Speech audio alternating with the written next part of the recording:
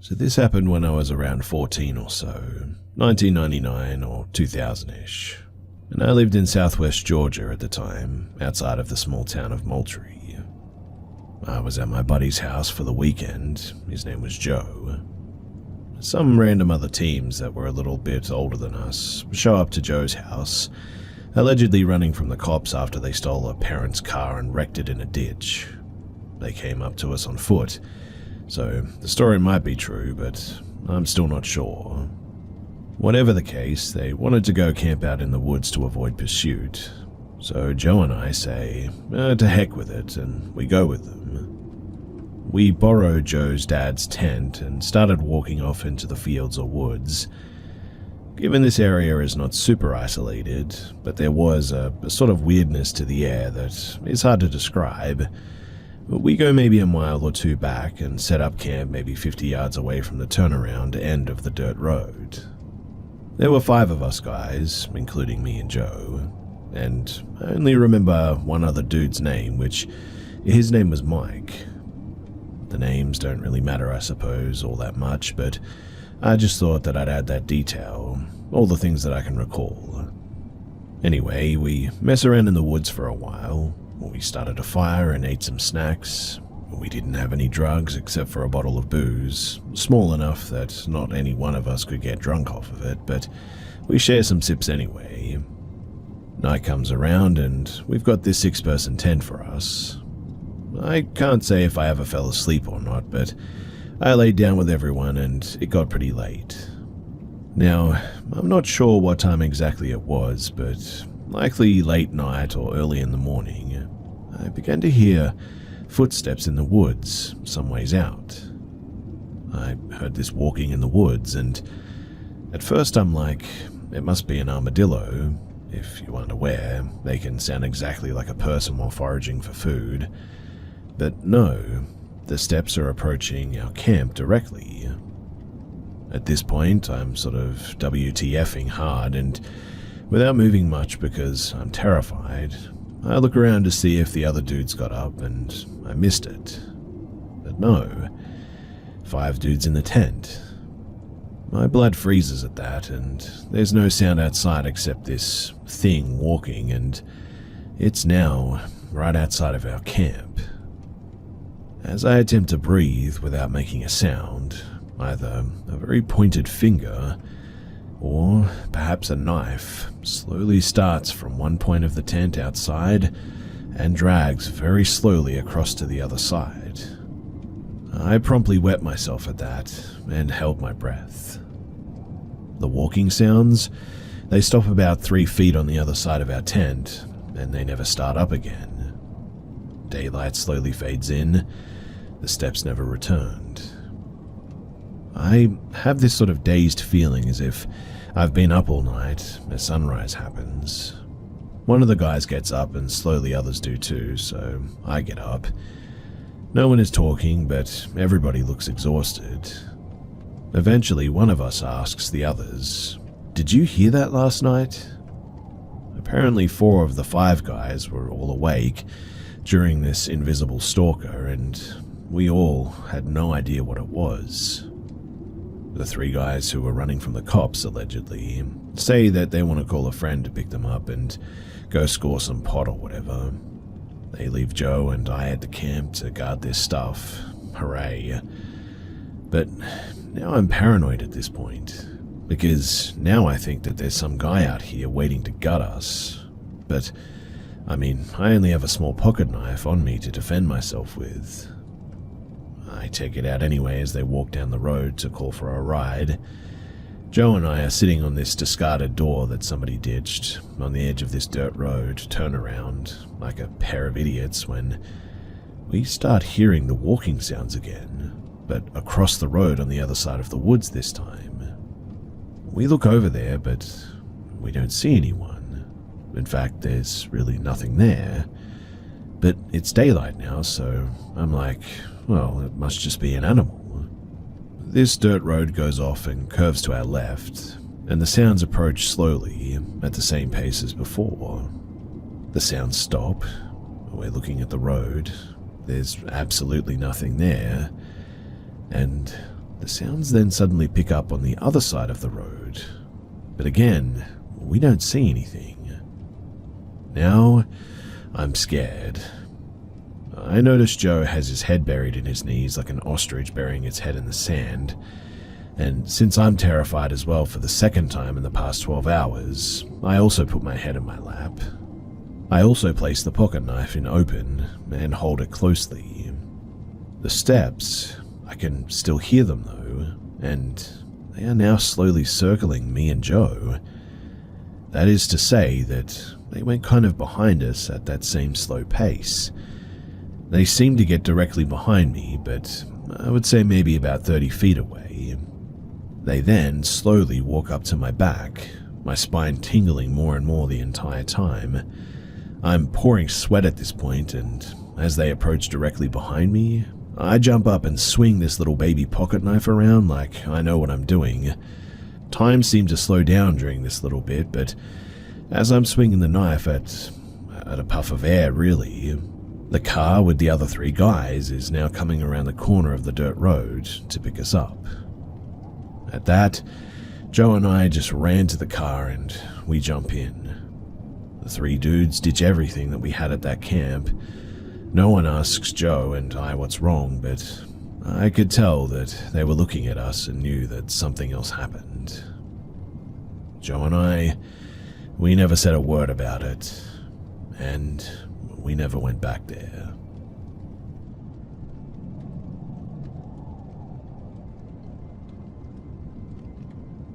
Back in 2008, whilst enlisting in the Navy, I stayed at my parents' house while I was going through the recruitment process. My parents, they live in a very small community surrounded by forestry, about 300 kilometers from the coast. Now, one night in mid-October, we were watching TV in the lounge room, and we heard what we thought initially was to be helicopters going over the roof, very low, like a sort of loud humming sound, a bit like an idling train. It went over the house from east to west. The ceiling lights in my parents' house, they're suspended. They were swinging back and forth, and I looked at my mother puzzled. She looked at me quite puzzled. We both went out on the veranda, and we couldn't see anything. We noticed the neighbors across the street also came out, complaining that their lights went all funny and their TV is now not working. We really didn't think much of it because, nothing else happened that night. It was just a helicopter that caused a lot of disturbance. Now, the following night, my mother complained of a double ear infection and went to bed early at about 8 p.m. I stayed up until about 10, and at first I smelled something like it was dead. I was puzzled because, the house was locked up, so I just ignored it and continued watching Foxtel. I was laying in the lounge room floor with a pillow facing the TV, and it was then that I could feel something watching me from the dining room. I could just feel it, so I turned around, and I saw what was this 3 to 4 foot blotchy grey thing with a huge head, long arms down to near the knees, really skinny extremities, no ears, no nose, small mouth, and huge jet black eyes, stepped back from the kitchen table. I didn't know what it was. I was quite terrified. After about 2 minutes of processing it, I felt that it didn't really want to harm me, I guess. It was just observing me. But then I got the flight or fight sort of feeling. I went to the kitchen, grabbed the biggest knife that I could find, and I wanted whatever the heck this was out of the house now. I was going towards the computer room when I heard like a high-pitched screeching sound, like the old disposable camera flash. Then there was a quick flash of red light from under the computer room door as it was shutting. As I opened the computer room door, the Venetian blinds moved a lot, but the window was closed. I had this sense of dread not to go into that room, and specifically not to go into the far left-hand corner. It's hard to describe the feeling that I got, but I just sort of shut the door after a visual inspection. I went back to wherever it was I was standing as I thought that I was seeing things, hallucinating. But I remember clearly that you could see in the carpet where it was standing. You could see like little footprints. That was when I knew that I wasn't dreaming, and that's when panic set in.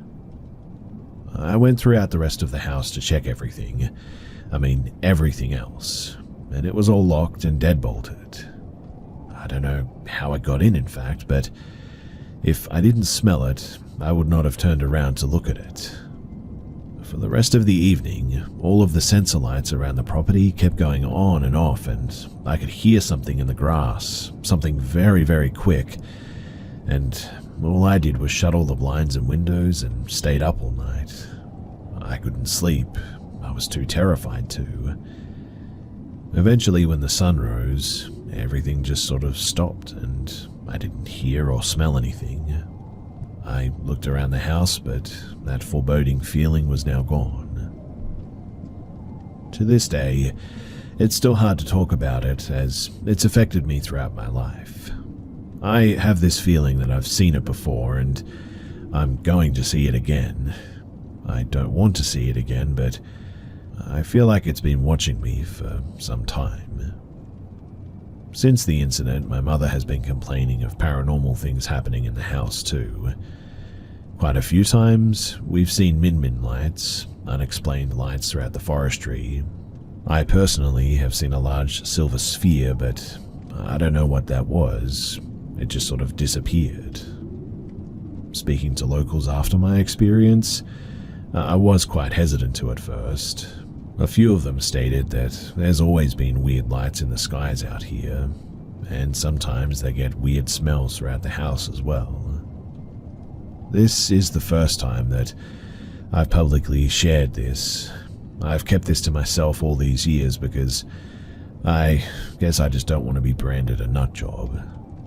But the experience, it was real. If you have any questions, then please do drop them in the comment section below, and I'll try and clarify, I guess.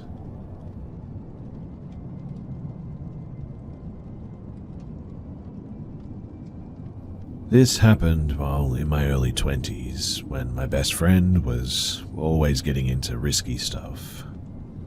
While she did various drugs, I was always more of a weed head, I guess. When they said that pot was a gateway drug, I believe it's true to a certain extent with those who have addictive personalities. She definitely developed an addiction issue later on as well. My friend, her name was KK, and she was always down to meet people. She used to friend random people on Facebook or Instagram. She would ask me to hang out so that when they went to meet new people, I was the buffer just in case they didn't like each other. Now one day, she came over to my house unannounced and was like, "Hey, let's go to my uncle's house," because her aunt was there and her aunt had some goods. Her aunts happened to be down the road anyway. Her aunt and her uncle were down as dealers in the area, so we went. When we got there, she was like, "Hey, I met this guy online. He goes by Joey Crack." Then she shows her aunts his pictures, and he was a wide-set man with a red goofy face, cornrow braids, face tattoos, and a gold grill. I laughed honestly and said, "Wow, Kay, you really know how to pick 'em." She had already invited him over, and upon his arrival, he then comes out of nowhere and just walks right up and gives Kay a hug, and everyone else there as well, a kiss on the cheek. In this part of town, there really was nothing around, just houses, a school, and woods. Closest store was about 20 minutes away, so it struck me as odd that he walked here. It was me, Kay, her aunt, and the aunt's friend. We sit and smoke for a bit, and by this time both aunts are high, so they leave and go inside the house, leaving me, Kay, and Joey Crack outside. Joey then starts asking us questions like how we know each other, what we do for a living, etc. It was getting late, so I was telling her that I was going to go home. She was like, "No, don't go yet." I told her, though, that I was tired and that Joey's weird, and he kept low-key hitting on me as well. She then tells me that he apparently asked to sleep with her and he wanted to ask her to ask if I was down as well. I laughed that one off and said, yeah, right. And after a while of silence, I deflected and heard some noise that was in the darkness. Hey, did you hear that? After a bit of small talk between him and Kay, he then learned that neither one of us was interested. It was just a hangout at this point. But this then turns the mood, and you could feel it right away. It was suddenly eerily quiet. He got reserved and shifty-eyed. I sat down for a while just to please Kay. At one point, I turned to Joey, knowing he walked here and it was dark by now, and asked, so what are you going to do, because I'm about to go home and Kay's coming with me. He was like, I just texted my boy. He's about to come out here and get me. When he was texting, Kay was right behind him watching him text. And her eyes grew wide and she looked at me. It was that sort of silent girl code of WTF, we need to get out of here. Kay broke the silence and was like, hey, come help me get this thing from inside to bring it out. So I did. We went inside and she was like, I'm about to call my uncle so that he can take us to your place. And I was like, why? My house was like a 10-minute walk anyway. And she said because when she was looking at Joey's text, he sent to whoever was coming to pick him up the information of all of us here. He also noted that her aunts were high and also our ages. He was basically telling his boy to come over and basically rob and assault us. And called dibs on the blonde one. I was the blonde one. Every hair on my body suddenly stood up with the thought of some gross goon trying to have his way with me. I was mad too because, she had gotten me into this mess. We came back out though and continued our conversation with him so he wouldn't get suspicious of us. She mentions out loud that her uncle was on his way home, and as he pulls in, a sigh of relief just washes over me. They speak briefly and Joey then departs into the darkness before his ride even shows up. Kay and we get a ride from her uncle to my house, and on the ride we noted just how weird Joey was. Later that night, as I was going to bed, I checked my Facebook and I have a friend request from Joey in a message. You're so pretty. I would love some alone time with you without your friend. The message ended with his number, and I have never blocked someone so fast. After this, unfortunately, Kay didn't learn her lesson, but that's another story for another time. But a week later, Joey was actually in the news. He was wanted for sexual assault, robbery, and drug possession. Which means that was a bullet well missed on my part.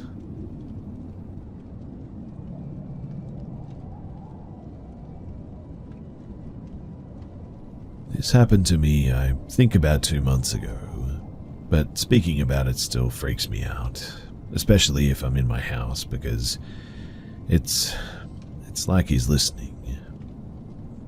A few days a week, I have to get my brother and myself up for school because both my parents work in the early mornings. One morning, I was coming back upstairs after giving my brother a little wake-up reminder.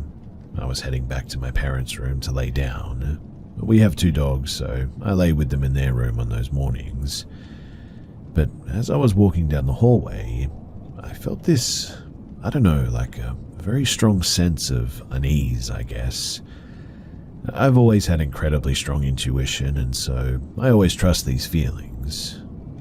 I felt like I shouldn't look up too much, so I looked at the bottom of the door frame, and when I did, I saw 2 legs. They were the legs of the figure of a man standing in the doorframe of my parents' bedroom. A very loud voice in the back of my head said, "Don't look at him." I closed my eyes immediately and didn't open them, even as I lay down. I know that this is going to sound a bit weird, but suddenly I sort of fell asleep, I guess.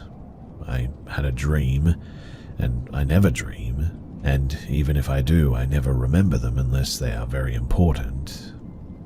I've only had like 3 dreams in like the last 5 years, this being one of them. But in the dream, I was walking down a path in a sunny field with a woman whose face was hidden by sunlight, but she was beautiful. She told me, in the exact same voice from my head, "Don't look at him." All of a sudden, I then woke up feeling very uneasy again, but I didn't see the figure again that day. Again, I know that sounds really weird, but that's what happened. At the moment, I also don't really see him like I did that day, but I know that he's there. I can sort of feel him like I did that day as well. It always freaks me out though, and my heart is racing, even just talking about this.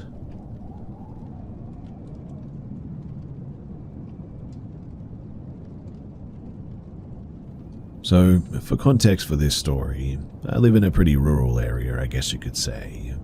But we live on the outskirts of our town, which is already small compared to the populations of other towns in California. We're also about 15 minutes from the small town that we live by, and 40 minutes from the main city. We live down a dirt road with some neighbors. Our house has no other fences attached to ours, and on 2 sides of the house is only fields and dirt roads. One side has a single house and the field is all. The other 2 sides have a couple of neighbors down other roads, and nobody really interacts out here except my dad talking to 2 of them sometimes. Now, I was probably 12 when this happened. I had low self-esteem and I wanted to start exercising more. I had been enrolled in a charter school due to bullying. Yes, that played into my self-esteem, but let's not get into that story. So I didn't really have many ways of exercising besides a treadmill that we owned. I wanted to start getting fresh air too, so my mother suggested that since we live out here, that it would be peaceful to take walks down the back dirt road. I agreed, even though I was stubborn about it half the time, but we began walking, and usually we would go into the mid to late afternoon, when it would start cooling down outside, but was still light out. In case it got dark, we took our flashlight too. Being out here, it was notorious for stray dogs to sometimes make their way out here as well, and we would carry pepper spray and a mini bat, just in case one got vicious. And one day, me and my mum decided to go on a walk in the late afternoon. So me and my mum took off and started walking down the road. When we walked about maybe a quarter of the mile down there, you sort of start to come towards a little cross section. There's a road going left to the highway, a road going right to the neighbor's house, or the road goes straight down to a utility road. Me and my mum discussed walking down the utility road to get a good walk in since it went on for a while.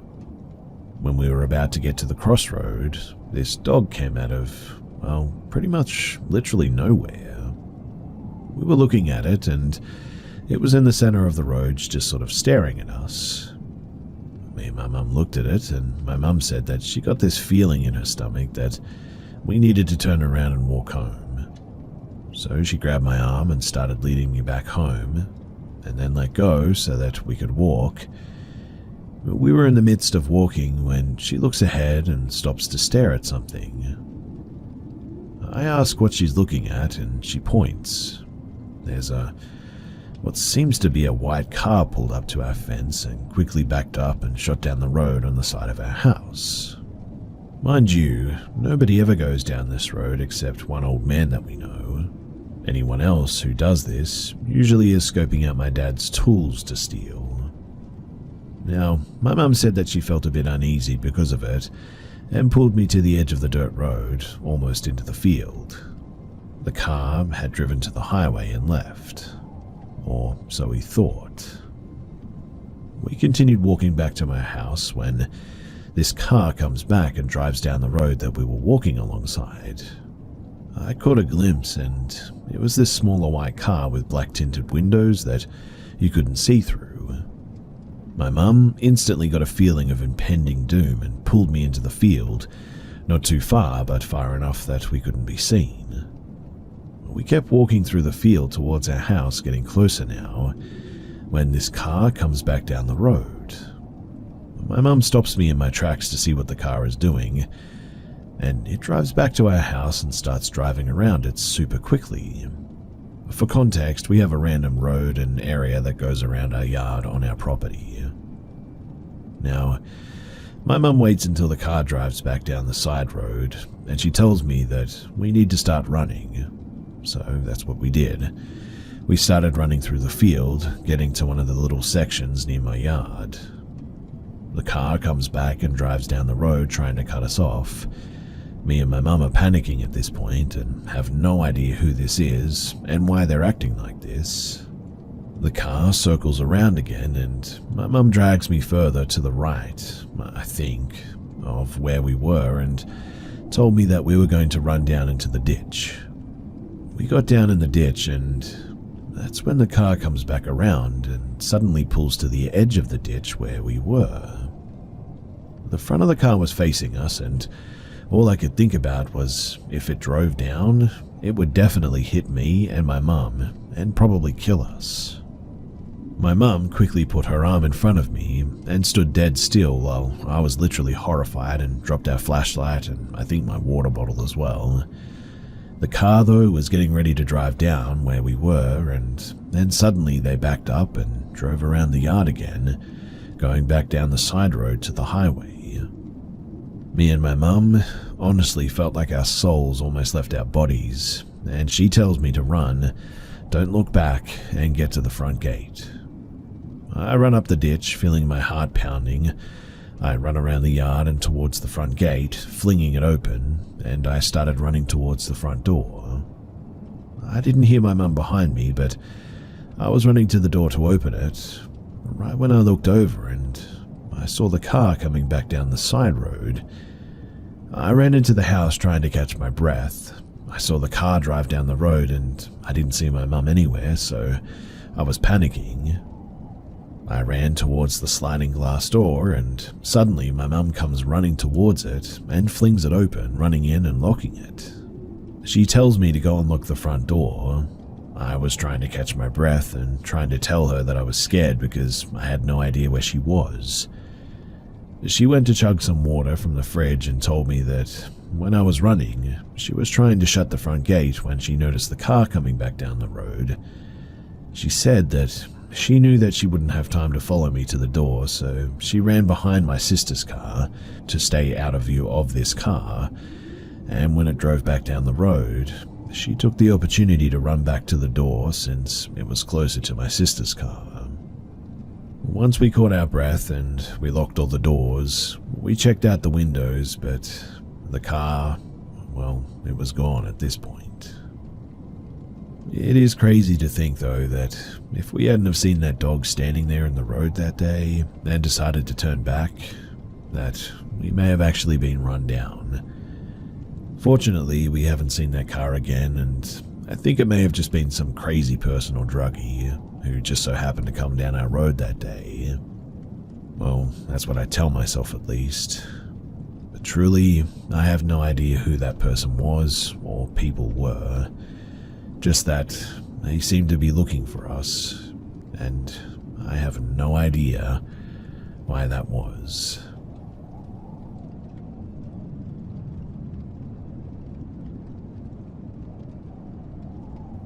I'm going to start this off by saying that I do follow pagan principles, not Wiccan, but true folk magic and spiritual practices, and wholeheartedly believe in worlds that are not seen to the naked eye. Unless they want us to, that is. And I know what I saw. I know what I felt.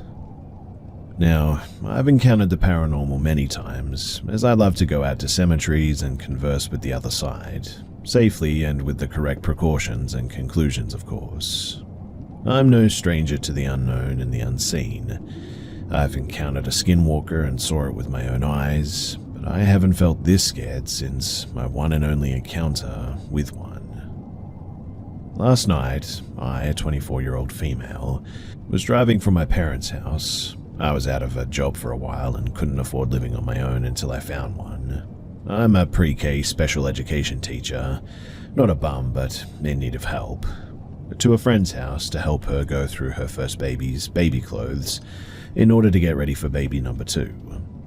She lives about 10 minutes away and I know her route like the back of my hand, as I've driven it dozens of times. I'm jamming out to Hamilton as one does.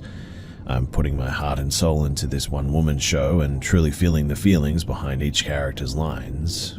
I'm sort of pouring my soul into it, and I was in my spiritual happy place, I guess you could say. Everything was fine, until all of a sudden it wasn't. I'm about 2 miles away from her house when I just feel my arms pull me down this road that I have never seen before.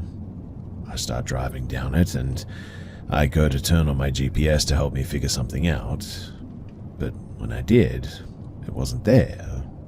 I notice that there's one light pole on the road and I've passed it, and there's an overwhelming sense of dread that was growing thicker and heavier every inch my wheels turned. And oh, I messed up feeling suddenly hit me, and this is not safe feeling as well. I immediately find a way to do a 3-point turn and get my happy butt the heck out of Dodge.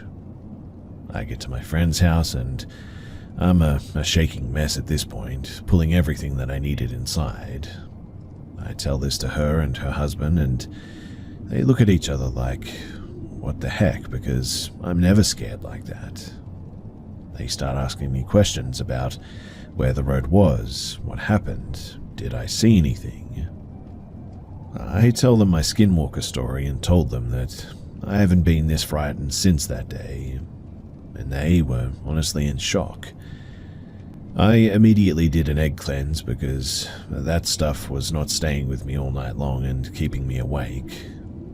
Needless to say, I was not comfortable going back outside, so I stayed the night with them. I didn't sleep a wink and I've been up for about 30 hours now.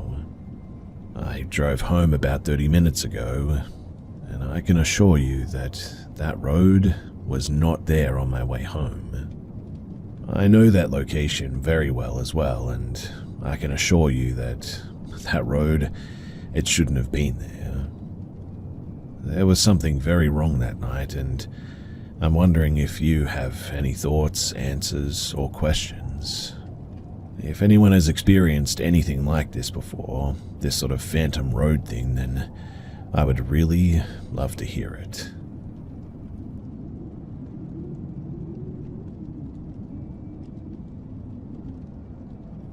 My husband had a history of his heart rate dropping into the low 40s.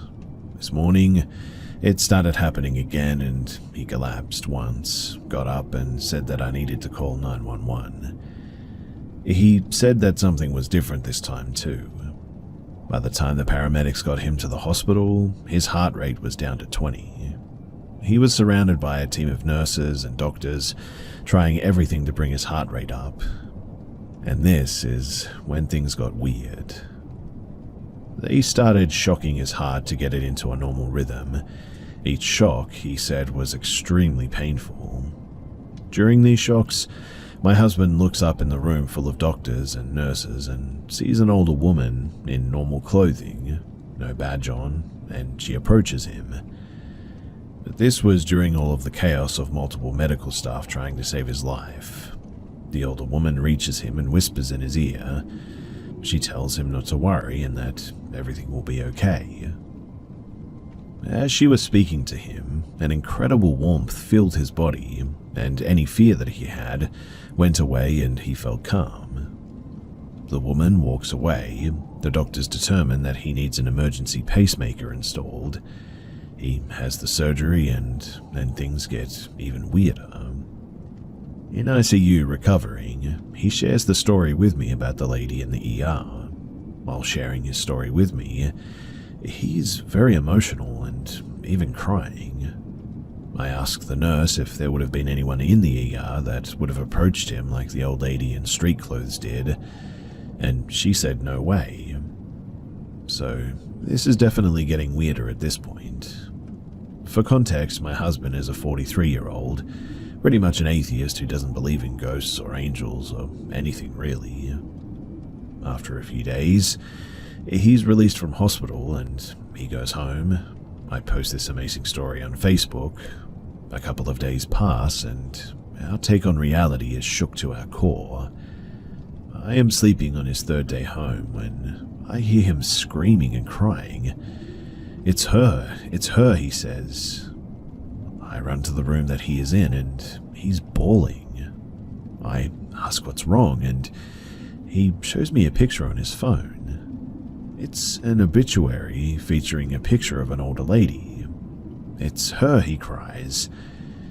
The obituary was text to him from a close friend of ours. She had saw my post about his ER experience and did a search of the people who had died in the hospital the same day that he was in the ER, and the lady that I was looking at had actually died around the same time that he was in the ER. What the heck, right?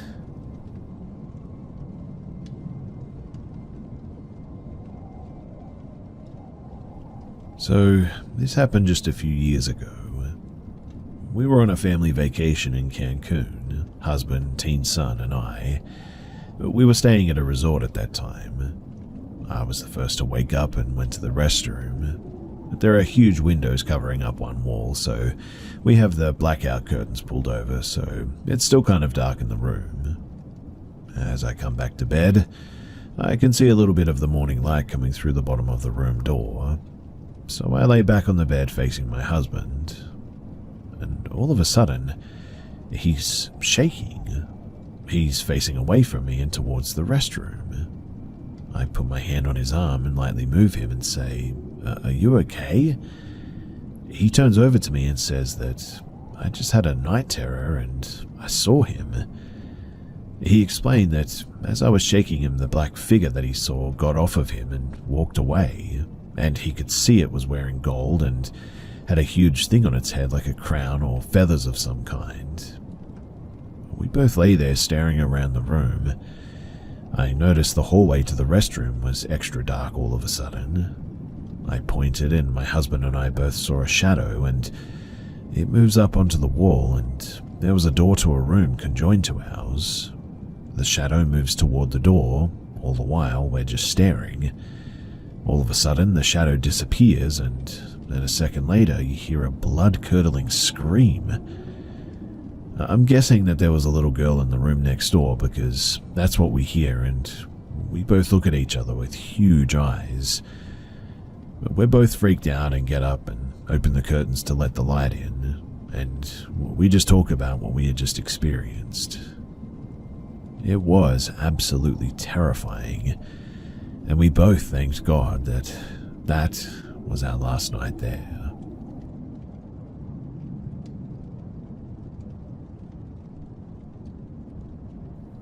So my mum's side of the family had a huge ranch down in Mexico. We used to go on weekends since we lived close to the border.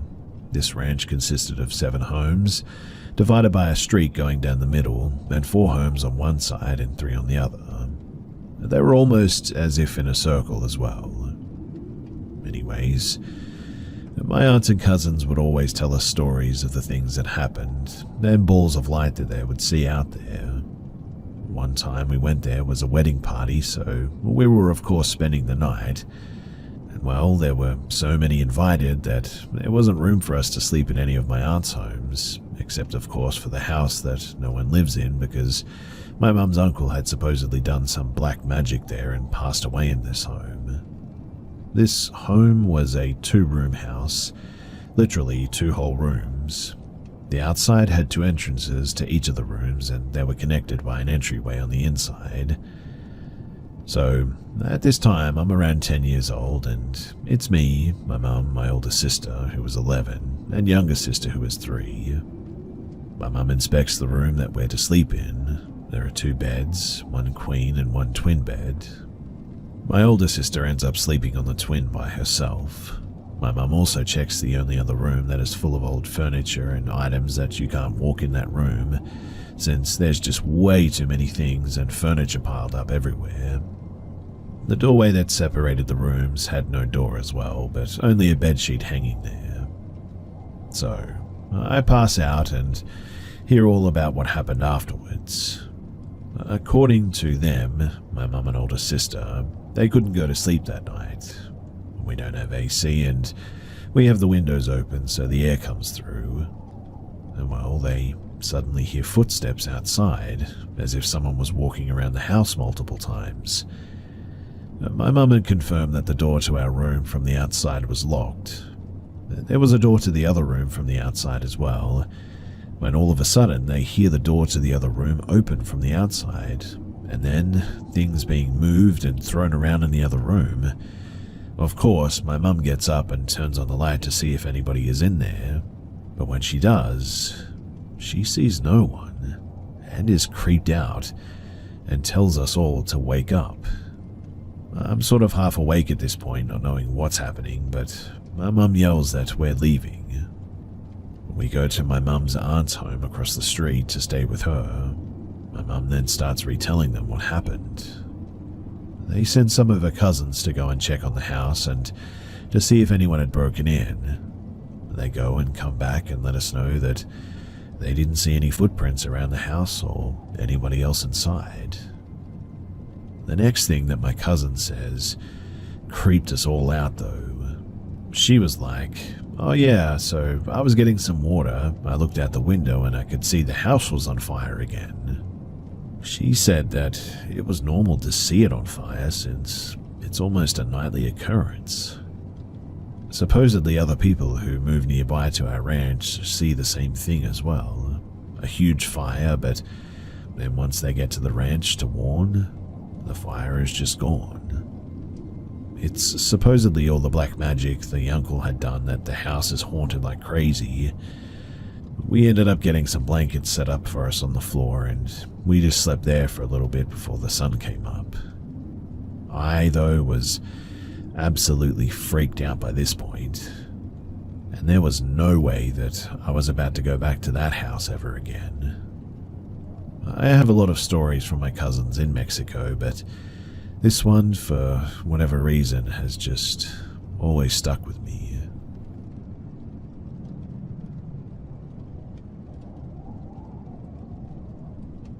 I would like to share some experiences myself and my family have had, dating all the way back to the mid-1990s. For some quick context, I'm the oldest of 4 sons and we all grew up in this house. It's a small 3-bedroom home in a quiet subdivision surrounded by wilderness. My parents bought it in 1982 and they still live there today. So, I come from a very superstitious and some would call sensitive family. Most of them seem to be in tune with our extrasensory perception. In no ways do I consider myself to be a psychic or someone with extremely good precognition or clairvoyance or anything, but I do feel like I have been aware of unexplainable presences or feelings. Now, my mother explained to me that before she became pregnant with me, she never really noticed any strange or paranormal occurrences at home. When my mum got pregnant, she said that things changed. At this point, she started feeling a presence while at home. My father's work at the time had him gone for a week at a time, and my mum found herself feeling lonely and overthinking. At night, while trying to sleep, she felt like someone was in the room with her. She said that it wasn't an ominous or negative energy, but quite the opposite. As her pregnancy continued, small objects started vanishing and showing back up. She bought some wind-up toys and toys that were activated by buttons. She placed them up in a shelf in a closet, and they ended up on the closet floor, activated and playing. She says that she saw a female figure move from one room to another in the upstairs halls. At that point, she wanted to understand why the house had all these paranormal energies. But the house was newly built, not even 20 years old at that time. The previous owner was a single parent, but she never knew the age or gender of the children. My mum, she also started having complications with her pregnancy, and I was born 9 weeks premature. I spent the first 6 months of my life in the hospital, dealing with issue after issue, but I managed to pull through. I know that this isn't related to the paranormal, but it's important context to later events and theories, I guess. Now, there was a time when I was a few months old when a pair of hats my mother and great-grandmother wore to a wedding somehow got moved from the attic storage into my mum's closet. It spooked my mum momentarily, but by then she had come to terms that she was sharing space with some sort of friendly spirit, ghost, or presence or whatever. These things, they really didn't bother her too much. But besides that, not much else really ever happened. One of the strangest but more powerful things that happened in my childhood home took place when I was still very young. You see, even though I was 8 months old, I still couldn't roll myself over very well or sit up. Embarrassing, right?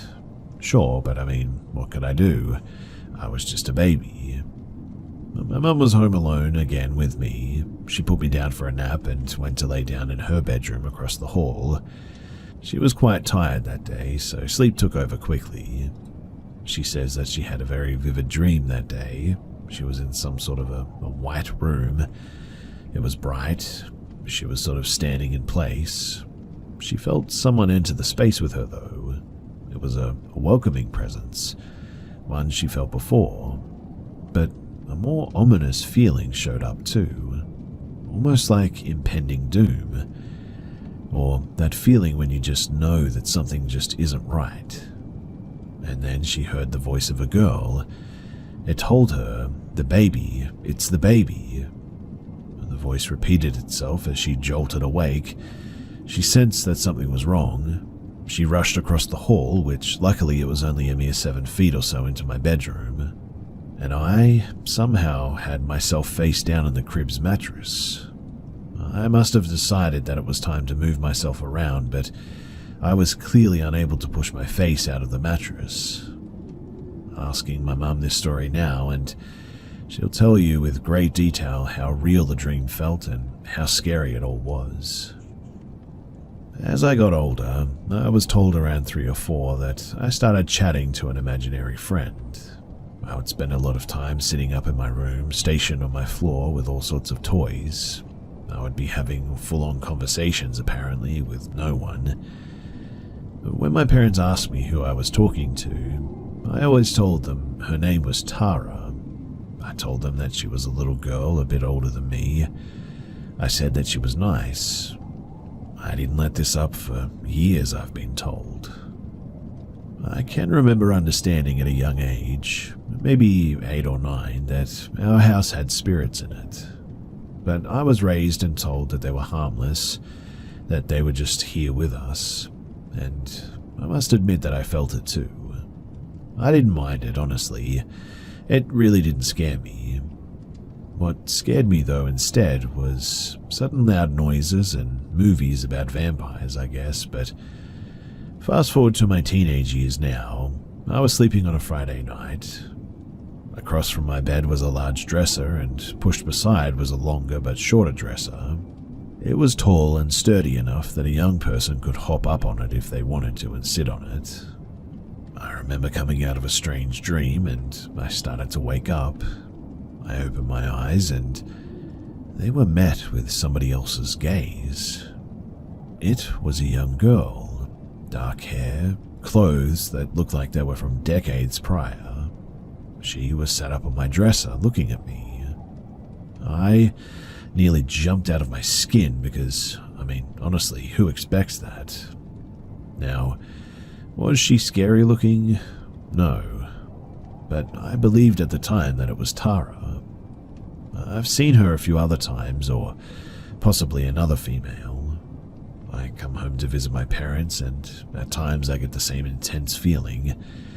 It's pretty hard to explain that feeling, but it's just like I know that one of these ghosts or spirits or whatever are around, and they're welcoming me back.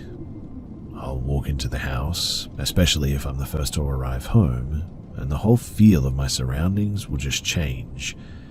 Again, it's hard to explain, but I've come to learn that it's the type of feeling that I get when Tara must be around.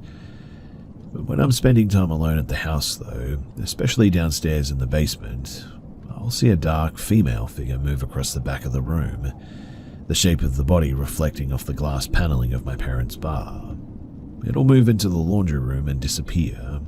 I've seen it in reflections of windows upstairs, standing in various spots around the home, as if they're just sort of sharing space with me, as if they're just trying to say hi.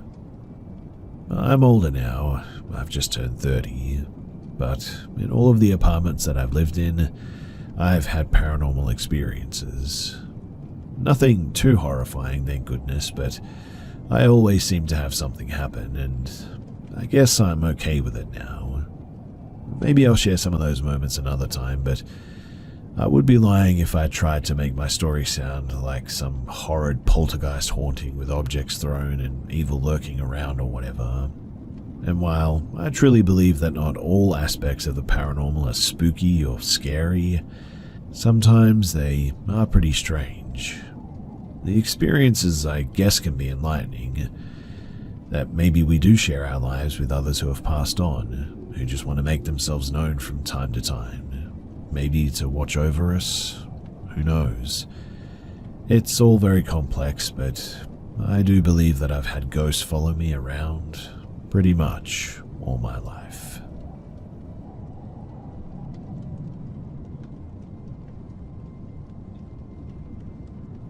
My name is Edgar and I'm 16 years old.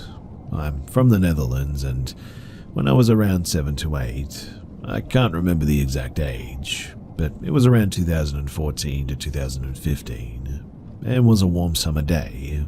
I was alone out in the garden playing in the pool. I loved playing outside in that garden, even up until this day. I was just swimming and playing with toy soldiers for like an hour.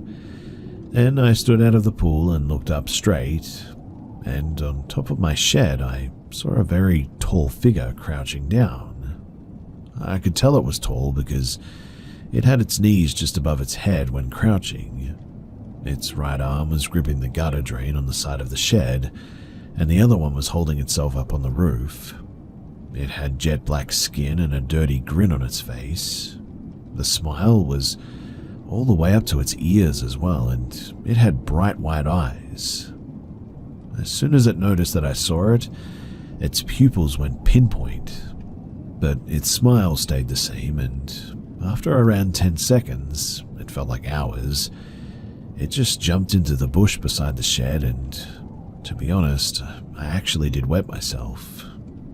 Then I stared at the bush for like 2 minutes, just frozen in shock, before running inside and telling my parents. My mum, she didn't believe me until years later when I brought up the story again, and she said that she knew that I saw something, just wasn't sure what it was. I had many different drawings on the thing, and I've written many stories in school about the thing that I saw. I didn't go near that bush or that shed for years, and sometimes when I'm out and about, I feel that feeling of being watched out there. And I don't mean that in the sort of dark, creepy stairs, running up sort of feeling, but I mean the feeling of actually being watched. From the start of last year, I became an Orthodox Christian, and that feeling just suddenly stopped. I know many people will think that I'm lying about this, but I swear that this actually happened, and it definitely traumatized me for a long time. I remember almost every detail, and it's honestly something that I wish I could forget.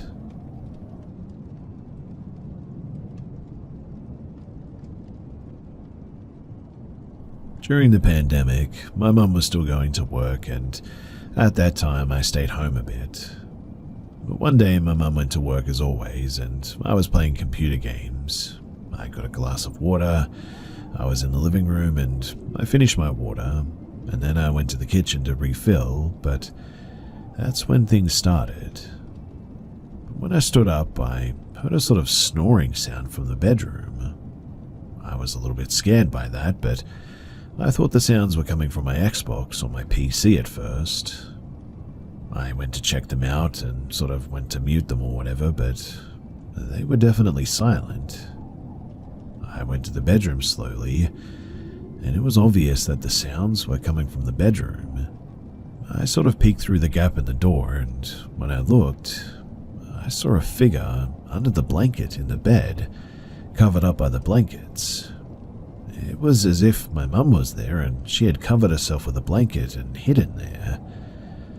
For a second, I thought that I was going crazy, or maybe I was schizophrenic or something and just hallucinating. I ran to the kitchen. I grabbed a knife because I genuinely thought that we had an intruder. I went to the bedroom. I came next to the bed, and when I pulled the blanket back, there was nothing there. But after I pulled the blanket, the sounds suddenly stopped as well. I ran out of there, and I ran out of the house actually, and I waited for my mum for over 6 hours, and I never told her this story. This was the year that I experienced more terrifying events as well. My mum went to meet a friend, and I was alone at home again. I had bought some chips and cola, and I was playing video games like normal. Eventually I was watching some Netflix, and everything was fine. But eventually I must have fallen asleep on the couch at like 9 p.m. At 10 p.m. I heard some noises and woke up.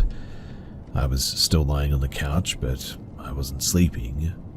I looked at the time, and it was 10 o'clock, and then I heard sounds from the door to the outside. I heard the sound of our door opening, and I thought that my mum had come home, so I pretended to sleep. I heard her footsteps, and then she came next to me and said, "Oh, you silly, why didn't you cover yourself up with a blanket?" She then covered me with a blanket, then she walked away from me and went to her room.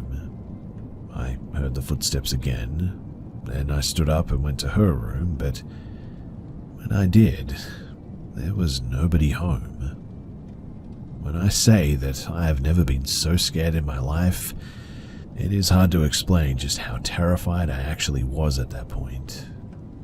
I went to my room, I locked the door, and I sort of barricaded myself in there. Eventually I fell asleep, and in the morning I asked my mum when she came home, and she said that she only got home at 11:30. These events definitely shook me at the time, and they're something that I'll never forget.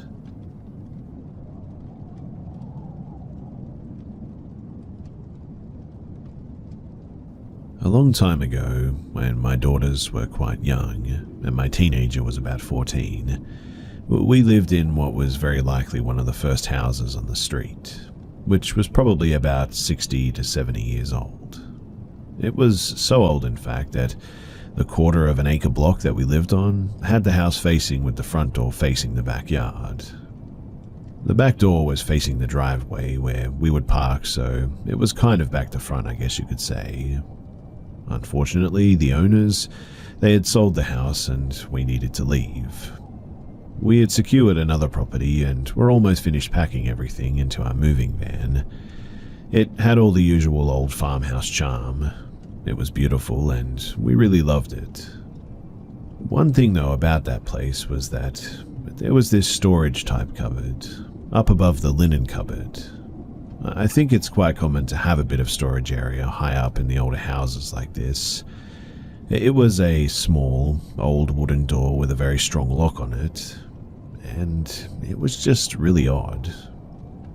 We always felt a bit strange about it, but of course, being curious, we tried to open it many times, but it was just completely jammed shut. My littlest daughter was, and is, extremely sensitive to lots of dark stuff, as well as just general mystical stuff as well. And she would have these interesting dreams where she would be what would probably be called having an out-of-body experience.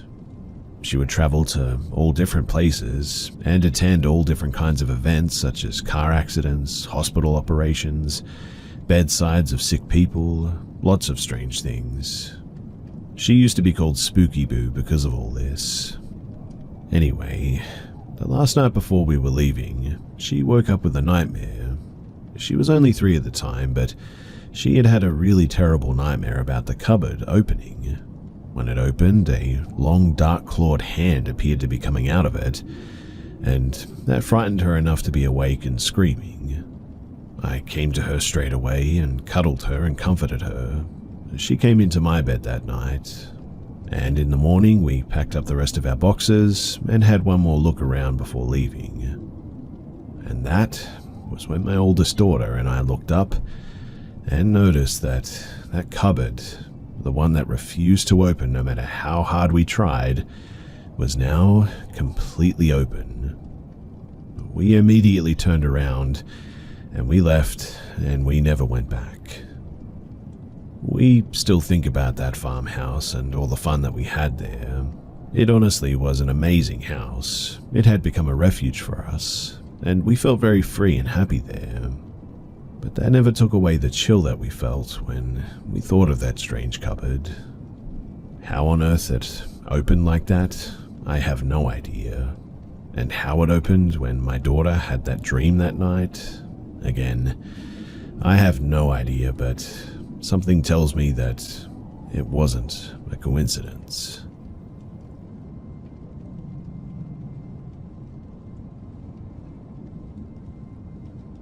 When I was 5, I saw a boy older than me around the house. He always made me feel afraid, so I would always run to my mother in the end. I moved to many houses as a kid, and he always followed.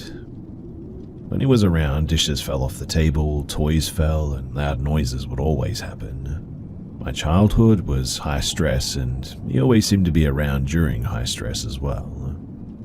As I got older, he just stopped showing up, and I guess I just surpassed that age where things like this happen. He seemed about 9 years old, and at 13 I stopped seeing him and thought maybe he was an imaginary friend or a childlike hallucination. That was until today when I saw him, the same 9-year-old boy, walk from my bedroom to the kitchen out of my sight. I won't be saying anything to my family because honestly it sort of makes me feel psychotic. But not even 10 seconds later, my brother walks into my room to tell me that he heard a bunch of stuff fall in our basement and someone talking. I didn't hear this, and I didn't tell him about the boy because I'm skeptical and so is he. I told him that I would check out the basement, and then he left for the bus stop. I'm 21 and I've not seen this boy since I was a kid. And quite honestly, I'm looking for a mental explanation. I know that it's probably nothing, but it just really shook me. I mean, why do I see this boy? Also, there's no way in heck that I'm checking on that basement. I only said that to give peace of mind to my brother. But if anybody can relate to this, or tell me that I need a mental evaluation or something, then please do let me know. Because this has me troubled.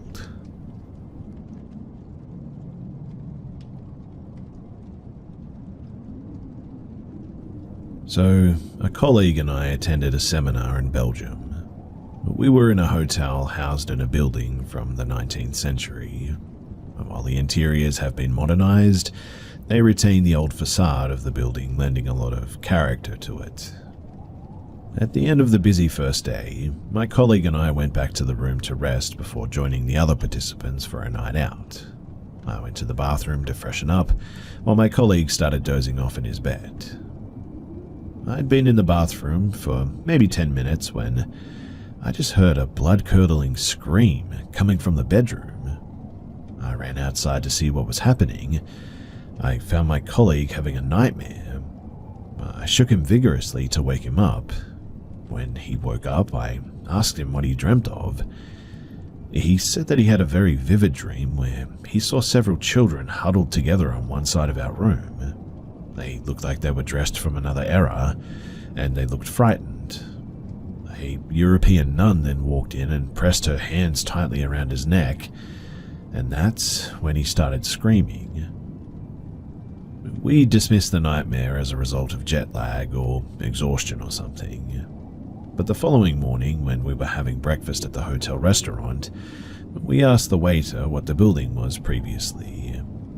And apparently, the building was initially a convent, and then was transformed into an orphanage run by nuns up to the 1980s before it was abandoned and then later converted into a hotel. We both got goosebumps after hearing the story and after recalling his nightmare. And in the end, we're not so sure that it was actually a real nightmare, and instead that he had a ghostly preview of the hotel's past.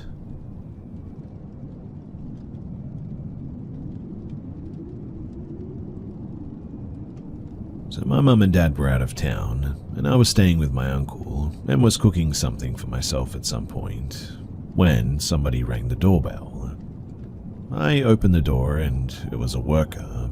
There was some construction work going on in the house next door. No one lives there, the owners were just getting some work done in the house.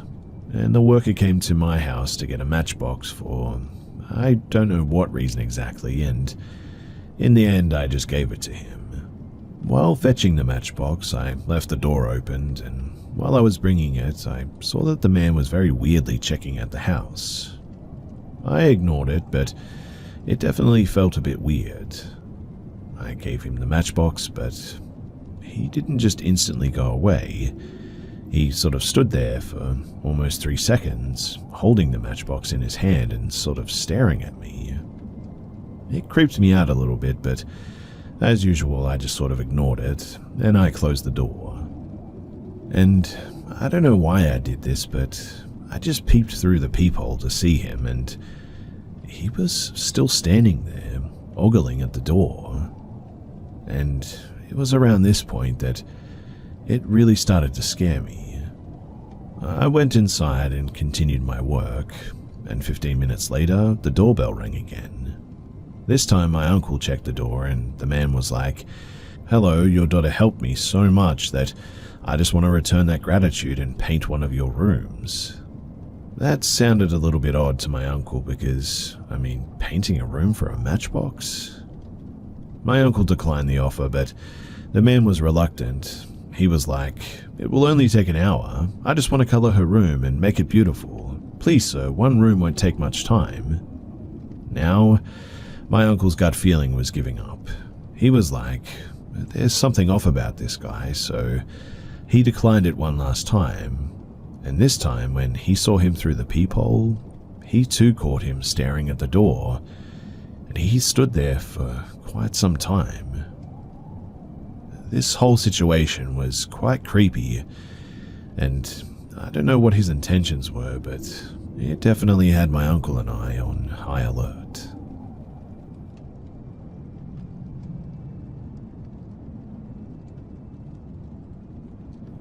I would like to preface this by saying that I got home about an hour ago and this actually happened.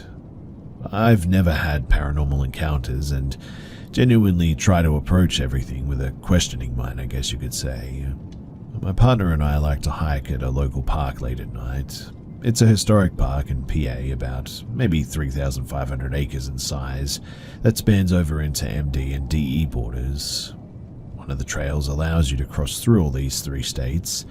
The entire park is mostly dense woods with a creek running through. Usually we park near an old church with a Revolutionary War cemetery that is famous for a grave known as the Ticking Bomb. I've been to every corner of this park, day or night. We usually hike a short loop that is roughly a half mile in length. We've walked this trail literally thousands of times and never once felt anything strange. But tonight was different. We made a spontaneous decision to go on a night hike and left the house at about 10:45 p.m. I decided to take the narrow dirt road to our usual parking spot rather than driving a mile up the road to a paved access road like we normally do. About halfway down the ragged dirt and gravel road, as we rounded a corner, an animal dashed across the road in the path of our headlights. Now, I have never seen anything like this animal, and I've never seen an animal that size in this area that I couldn't immediately identify.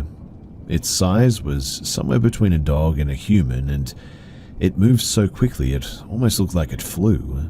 A literal black blur with some hazy details and bright silver eyes. My partner also saw it. I'm generally a skeptic, so I just wrote it off and we both just kind of explained it away. But we made it to our parking spot and pretty much resolved not to talk about it and continue on as usual. Immediately when we got to our trail, we noticed that the frogs and the cicadas were extremely loud, louder than I'd ever heard them at night around here. As we progressed down the trail, it felt like we had to talk over the cicadas. We sort of quietly yet frantically attempted at lightening the mood with the conversation. Unbeknownst to me at the time, about 100 meters down the trail, my partner had begun to hear what he thought were extremely distant voices. I also noticed that the cicadas got progressively quieter the further that we got down the trail. We made it about a quarter mile before a sudden, louder sound felt like it cut through the space between my ears. It was something like a glitching microphone or megaphone way off in the distance. My partner pointed out to me later that there was nothing for the echo to bounce off of in that area, so it was weird. The moment that we heard that sound, though, I stopped immediately and asked if he had heard it too. Not only had he heard it, but he was convincing himself that he was hallucinating the sounds the entire time until I finally acknowledged it. Without discussion, we both immediately turned around and started walking at a fast pace back to the car. I felt like it was a bad idea to run, but we had to leave right away, no doubt. We hoofed it back to the car with the feeling that something was following us all the way to the entrance. When we finally got back into the car and started driving, the feeling of urgency, it didn't go away. We made it all the way down the main road to our first turn, and I felt a moment of complete confusion. As I slowed to the turn, my partner asked me, "Do you not know where you are right now? Because neither do I. We have literally driven this road thousands of times." I made a split-second decision to turn right, which was thankfully the right choice. The next road went along the perimeter of the park and parallel with the trail that we were hiking. There was tons of fog, which hadn't been there on the way in.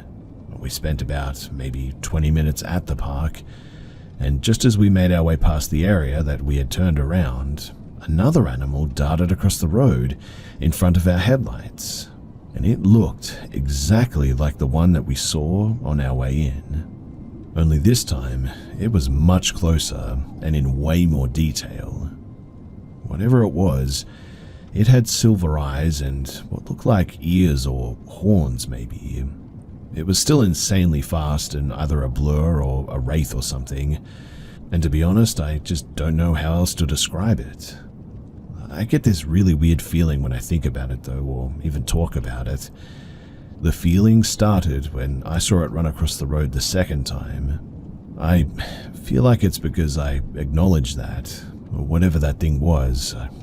I couldn't explain it. I feel an almost burning sensation in my sinuses, my eyes water, and I get a strange sort of tingling in the back of my skull. Like I said before, I'm usually a skeptic when it comes to this kind of stuff, but this experience, it's really left me rattled.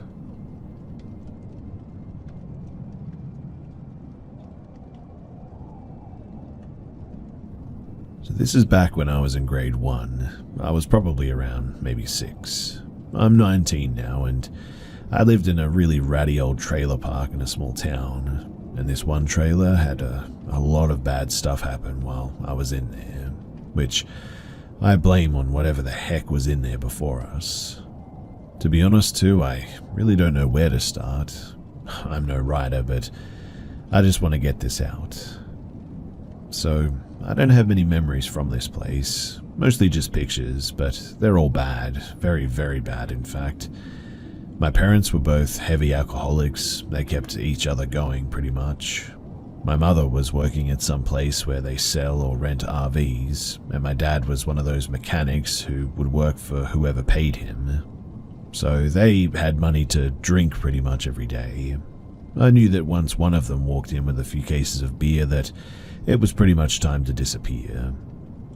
Anyway, the point is that once people drank in that trailer, they'd transform. Anger, screaming, every form of abuse. One night I was laying in bed asleep facing the wall and I feel a hard slap right on my back. From what I remember, I turned around terrified, thinking at first that it was one of them, and then looked under the bed, then ran to my parents' room and told them what happened. And my mum says that she's never ever heard a child scream like I did. They ran into my room and turned on the light, and I was freaking out. From what she made out from my blubbering was that something hit me. They lifted up my shirt, and what else do they see but a huge red handprint right on my back. They moved me to their room, and I slept with them until I was about 10 after that. I never ever slept facing the wall until I was about 17. And it's funny too, because my mum says that she was talking to my auntie on the couch there before or after this event, and my auntie was facing the hallway, mum's back to the hall. She says that my auntie looked toward the hall while they were talking, and her face just went completely white. My mum turned around, didn't see anything, and asked auntie what she had seen. My auntie had to calm down a bit before she told my mum.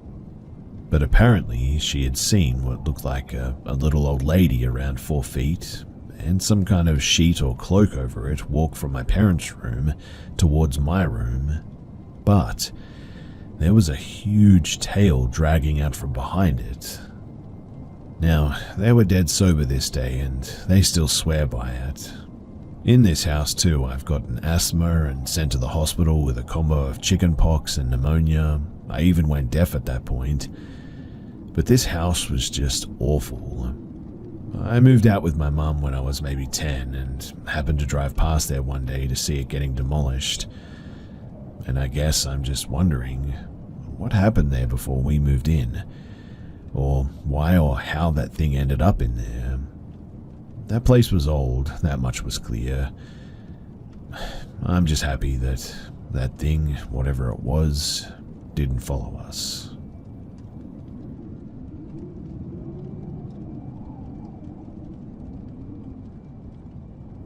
Most of my life I've seen things, whether it's shadows out of the corner of my eye or just as I'm drifting to sleep, or felt the presence of something that I can't see. I've been grabbed, shoved, and even heard whispers. None of that, though, compares to my frequent visitor for several years. Back in 2017, I was 23 years old. I had just broken up with a long-term girlfriend and was in a bit of a bad place mentally. I spent a lot of time alone and in my own head, and this seems to be when the problem started. I was at my workplace at the time, using the urinal, and for some reason I just felt like someone was watching me, like a burning stare. I quickly glanced over my shoulder, and in the gap between the cubicle, I could have swore that I saw for a brief moment something there. It appeared to be some sort of, disheveled woman. But just as quickly as I saw it, it disappeared. I chalked this up to sleep deprivation, didn't really think anything of it, so I just cleaned myself up and I got back to work. And boy do I wish that this was where it ended.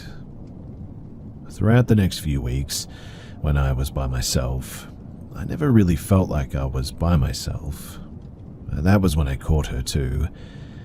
I was sat at my computer one evening and out of the corner of my eye, I saw that same woman peering at me around the corner of the door. As much as I try to remember, I've never been able to really recall her face though. I remember dirty grey hair and somewhat pale skin, but that's basically it. I froze up. I don't know how long I sat there staring back at her, and I don't remember her leaving either. This persisted for years. I saw her at home, I saw her at work, I even saw her in public once. She was never in full view, she was always peering around a corner, like she just wanted to observe what I was doing, but peering enough that she wanted me to know that she was there. This all changed one fateful night in 2019. That night, my mother fell unwell and had to be rushed to hospital. I woke up feeling that Something was just wrong. I couldn't put my finger on what was up, but suddenly I hear from the hall my mother's door burst open and she's calling to me. She's passed out on the floor, semi-conscious and breathing heavily. After helping her up, I called an ambulance for her and sat with her. She asked me not to leave her as she felt in danger. I didn't leave her side until the paramedics arrived. Eventually they came, agreed that my mother needed to go to the hospital, and I said that I would follow them in my car. I ran back upstairs to get changed, as I'd just thrown on some comfy clothes. And that was when I saw her. I rounded the corner of my bedroom, and in full view, on the other side of the room was this thing. It was standing in full view. I still cannot really recall its face, just the grey hair and pale skin. But I've never felt such dread. I kept my eyes locked on it as I grabbed my clothes from my floor I was wearing the previous day, and just backed out of the room while keeping my gaze locked on it. I was half expecting something like out of a horror movie, for it to just start sprinting at me with its arms outstretched. But nothing. It just stood there, still where it was. Even when I was walking downstairs from where my room was in full view, it was still stood there. When I came back home later, it was gone. But I slept downstairs for weeks after that. From that point on, I still saw it peering around the corner a lot, but never in full view like before. I eventually moved out in 2021. Since then, I've had no more experiences with either that thing peering around the corner or anything else. I do have nightmares about it occasionally, which is probably understandable, right? But really, there's been nothing else, which I'm very grateful for.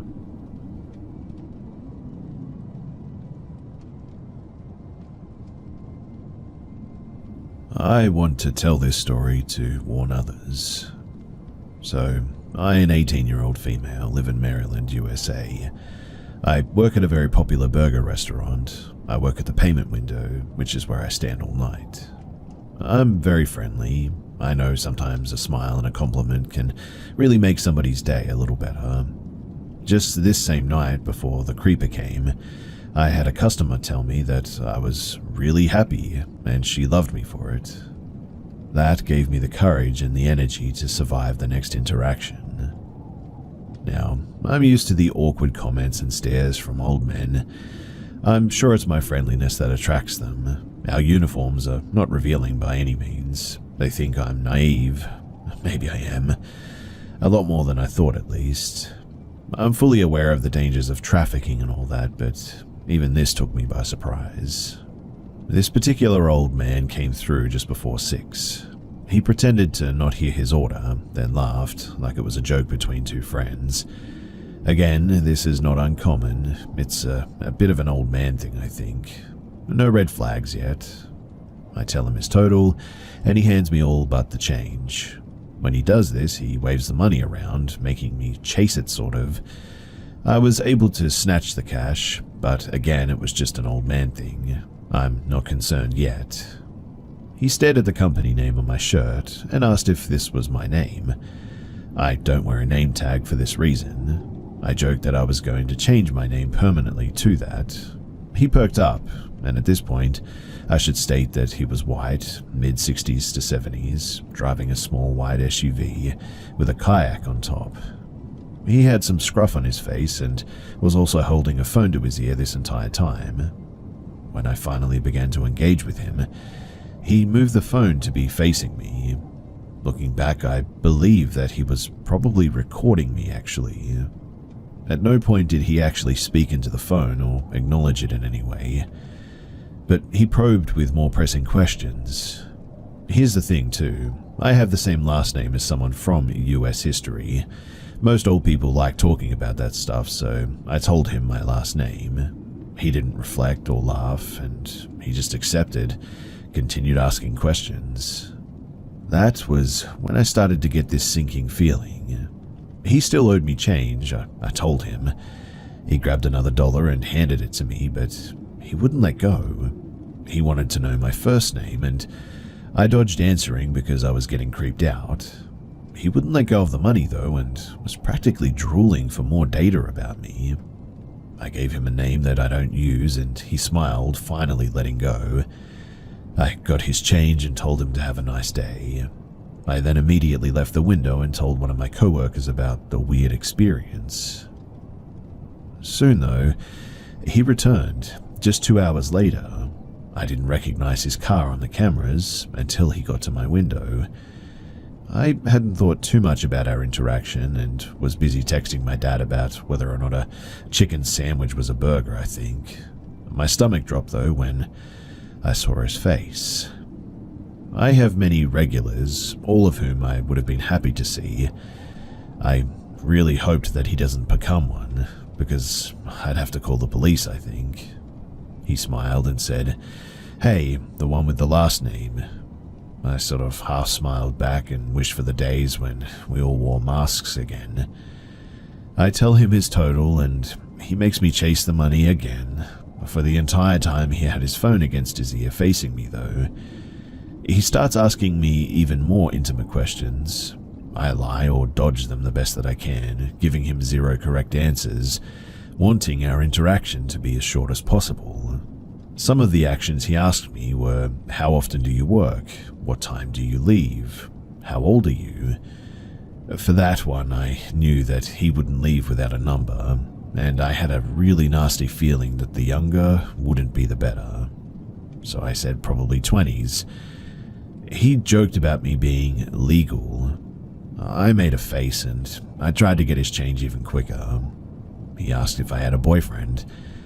I was getting more and more nervous now, so my answers started getting more sarcastic. I told him boys were trouble. He specifically talked about himself and said that he'd treat me right.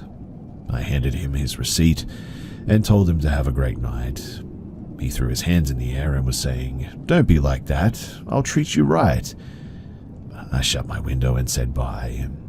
He made a bit more of a fuss, but eventually drove forward. From his question about when I got off work, I believed that he was probably watching the restaurant too. I was sort of shaking by this time, so I called my mum. She immediately drove up and I talked to my manager. I was a little unsure of the car's color, so he checked the camera for me. Shout out to my manager, by the way. He really is the best. I continued at my window watching for the old guy, but I didn't see him again. I left an hour early and gave my manager specific instructions to not place a girl at my window, and he agreed. These interactions are unfortunately what cause formerly happy and cheerful service workers to become sour and quiet. And because of this, I think that I'll be taking a couple of days off. I had already had another job lined up, and to be honest, I'm sort of excited to start now. But just so people aren't confused, I guess I would like to elaborate that the phone, he held it facing me for the extent of both of our interactions, roughly 5 to 8 minutes, and he wouldn't leave, never moving or lowering it.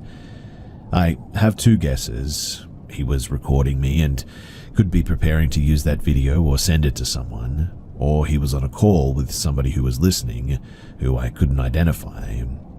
Trafficking was not my first thought by any means.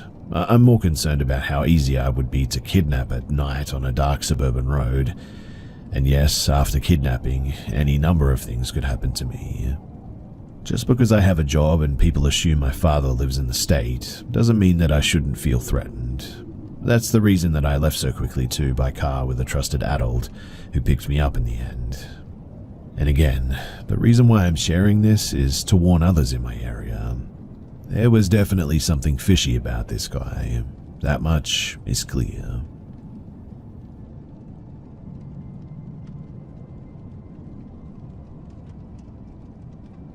So, first off, I just want to say that this isn't my story, but it was told to me by a lady that I've known for well over a decade now.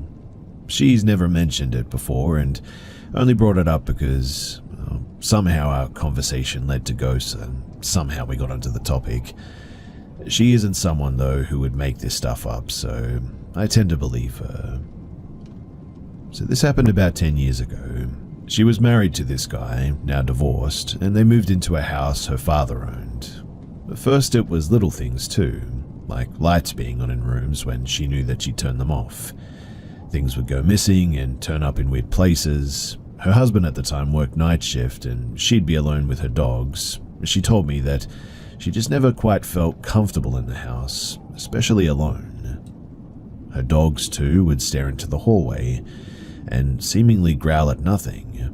They would go to the top of the basement stairs and bark, then take off running as if being chased, then run back to the stairs and start barking again. This would go on for hours and the dogs would finally settle down eventually, but it would take some time. But one night, as she slept on the couch, she apparently woke up to screams coming from the basement. She said that it sounded as if someone was being murdered down there. The dogs were going absolutely berserk.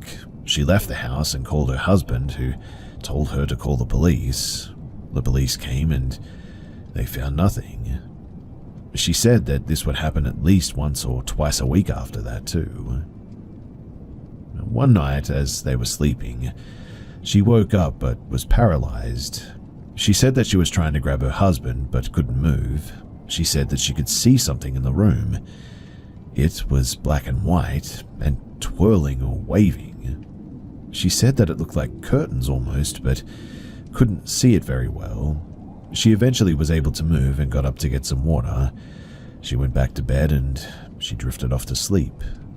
The next morning, when her husband woke, she told him about her experience. He told her the exact same thing had happened to him, only while he was paralyzed. He saw a floating horse's head in the doorway that looked like it was chewing on its tongue. After getting out of bed, she went into the living room where she had a fish tank. She told him the kind of fish that she had, but I can't remember it. It was like one of those fish that cling to the side of the tank or whatever, but a really big one, like a foot long at least.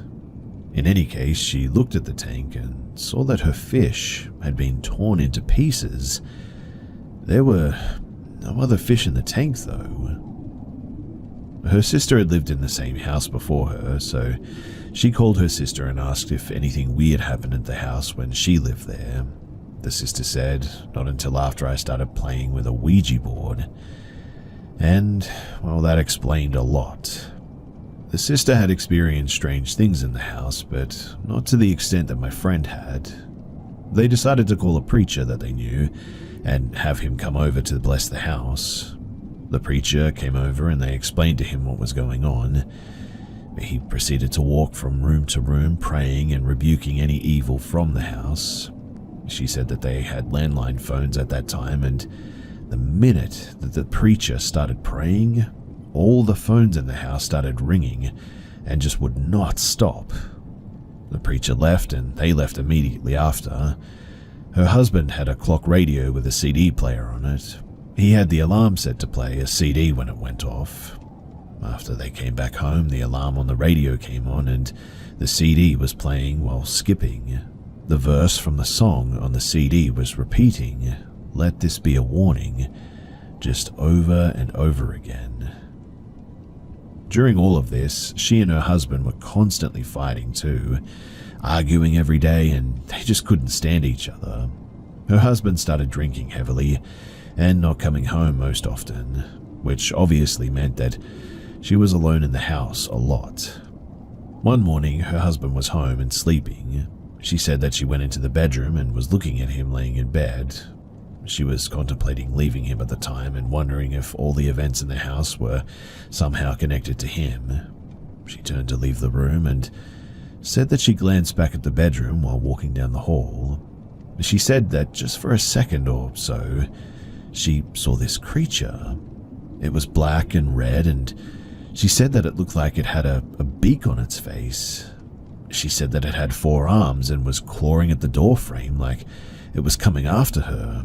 She turned to run away, looked back, and when she did, it was gone. She left that day, called her sister and asked if she could come and stay with her. We've worked together for well over 10 years now, I think, and she had never told me about any of this before. The whole time she was telling me this, she kept getting goosebumps too. She said that she doesn't really like telling others about it because every time she does, something weird will happen within a few days, like feeling someone touch or nudge her when nobody's around or stuff like that. Like I said earlier too, she is just not one to embellish stories or to tell outrageous tales that are hard to believe. She left work that night and then messaged me later. She got home and Googled sleep paralysis. The Wikipedia page has a picture of a woman in bed with what looks like a monkey on her chest and a horse's head at the foot of the bed. And man, did she freak out over that. She said that she'd let me know if anything weird happens in the next few days, but honestly, he is hoping that that won't happen to her.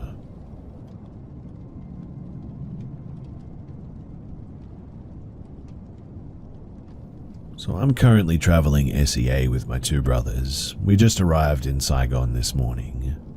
In the evening after dinner and a few beers, me and my two brothers, older and younger, I'm the middle brother, decided to sit on a bench in Hao Dan Park. We decided to have a quick smoke. We were chatting away, sat on the bench, when I noticed a Vietnamese man repeatedly sort of looking at us and also walking in circles very near where we were sitting. At first, I wasn't too concerned about him. However, my spidey senses were just sort of tingling, I guess. Then, a minute or two later, I noticed another Vietnamese man dressed as a grab delivery driver, acting suspicious, I guess, and repeatedly looking at me and my brothers.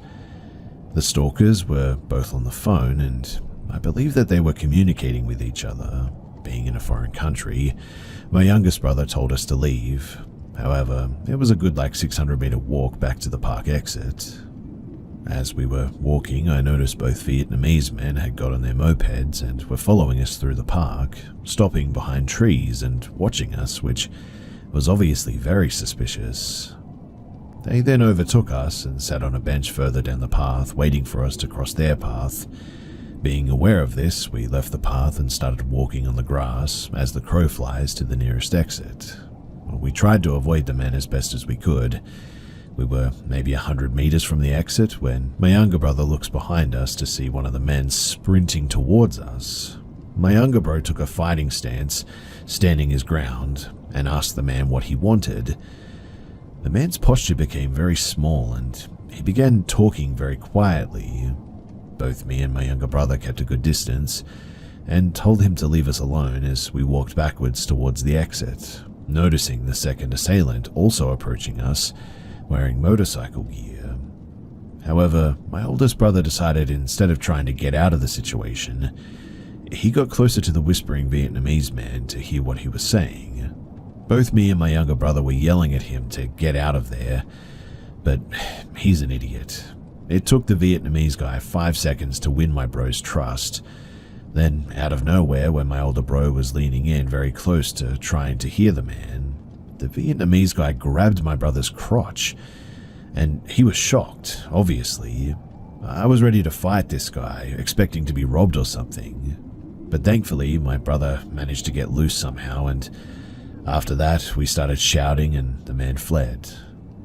For context, both me and my younger brother are competing MMA fighters. However, the whole situation was just really unexpected, and we didn't engage in any violence, obviously, towards these guys, just shouted at them. But the whole thing was just really wild.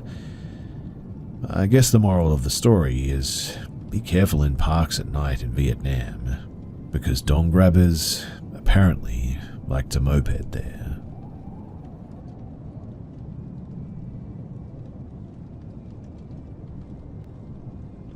My whole life has been filled with crazy, otherworldly experiences, but the most vivid ones that I think of, they are the ones from my childhood home. I lived in a very rural area up in the mountains. It would take us 45 minutes to an hour to get into the city, driving up and down windy, dangerous roads. Back in the early 2000s, my parents and I lived in a neighborhood that was heavily involved in witchcraft, Satanism, etc. We didn't actually discover this until we had moved away, but it all made a lot of sense afterwards. We lived in this house for 5 years. So our house was 2 stories. We had a basement, which was our family room. That also had a separate office room. We detached the door to this room so that it would be permanently open. Directly facing the couch we would sit on to watch TV together as a family often. Adjacent to the office, we had an electric piano right against the wall, so the office entrance would be on our right if we were sitting there. To go upstairs, you'd have to directly pass the office and face the door that goes into our garage. This info is all pretty important later, so bear with me. Now, the first year was fine, but gradually, the events became much more malicious and sinister, to the point that we really couldn't take it anymore. We were likely the only Christian family in our neighborhood, and I believe others quickly caught on because we didn't celebrate Halloween and we didn't participate in giving out candy to the neighborhood kids or anything. This seemed to anger our community, even though we were kind to others and kept to ourselves for the most part. Our house was egged and we became a target of seemingly harmless pranks and house vandalism too. And it was then that all of the paranormal events started happening after my black cat disappeared right before Halloween. We were coming home from church one night and it was close to midnight. We pulled into our neighborhood and sitting on the sidewalk corner all by himself was a little boy in a green shirt. My parents were slightly unsettled because, well, it's unsafe and unusual for a child to be out this late at night. They considered talking to this boy, but when we drove by him, he looked up and my parents saw that he had no face. A completely blank slate where his face should have been. Needless to say, they booked it home, and my parents didn't tell me at the time because I was about 5 or 6. To spare me from nightmares, I guess. But some years later, they told me that this is what happened, and it was really weird. But then things started happening around the house too. My mum and I used to take piano lessons, so one day while my dad was cooking lunch, my mum was in the basement practicing on the electric piano.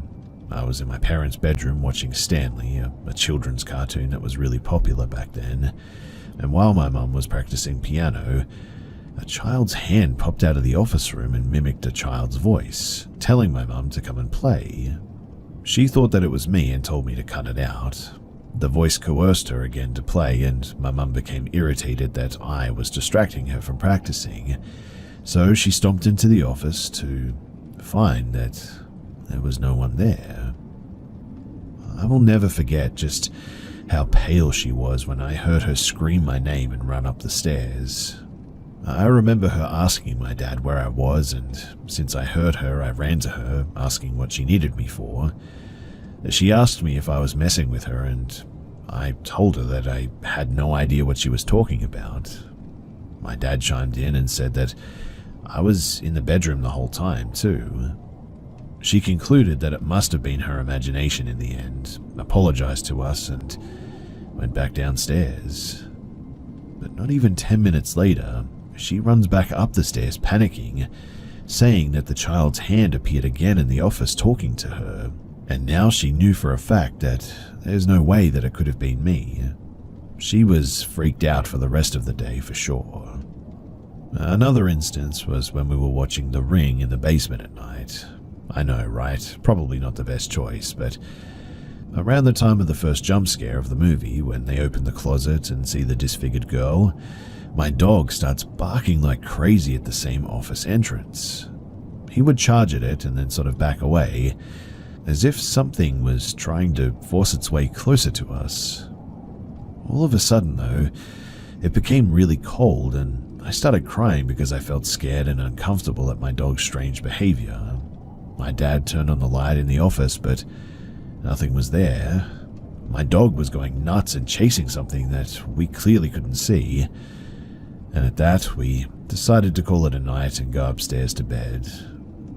My dog had a big crate in the garage that he would sleep in, so my dad put him there before he went to bed. It was at this point, though, that we called a minister from our church to come and pray for us. He prayed for our protection, but things just got so much worse after that. A few nights later, we all woke up to screaming coming from the garage. It sounded like a little girl being brutally murdered, screaming so loud that it pierced our ears. My dog was also barking like crazy, so we knew that we had to do something. My mum and I hid behind a dresser, and my dad hesitantly took a long decorative bamboo stick as his weapon to go to the garage and see what was going on. He said that he was shaking going downstairs, and the screaming got louder and more violent right up until his hand touched the doorknob. As soon as he did, there was complete silence. It was eerie though, and too quiet. The only thing making noise was my dog whimpering and barking, so my dad got him as quickly as possible and noped right back up the stairs. We started sleeping in the same room after that. Once we settled back down, my mum and I fell asleep first, but my dad was apparently wide awake for some time. He said that he could hear something pressing buttons on the TV remote on his bedside table. He didn't dare look, but shut his eyes and pretended to go to sleep until eventually he did. Another day, my mum was at work and dad was outside mowing the lawn. Being an only child, not interested in AOL dial-up internet yet, I had to find ways to entertain myself. I was spinning in circles until I made myself dizzy. But mid-spin, I saw a man standing in the hallway with a gun pointed right at me. I was really startled, but I was so dizzy that I fell over, scared half to death. I screamed for my dad and ran sloppily to the front door. I didn't want to look back to see if he was still there.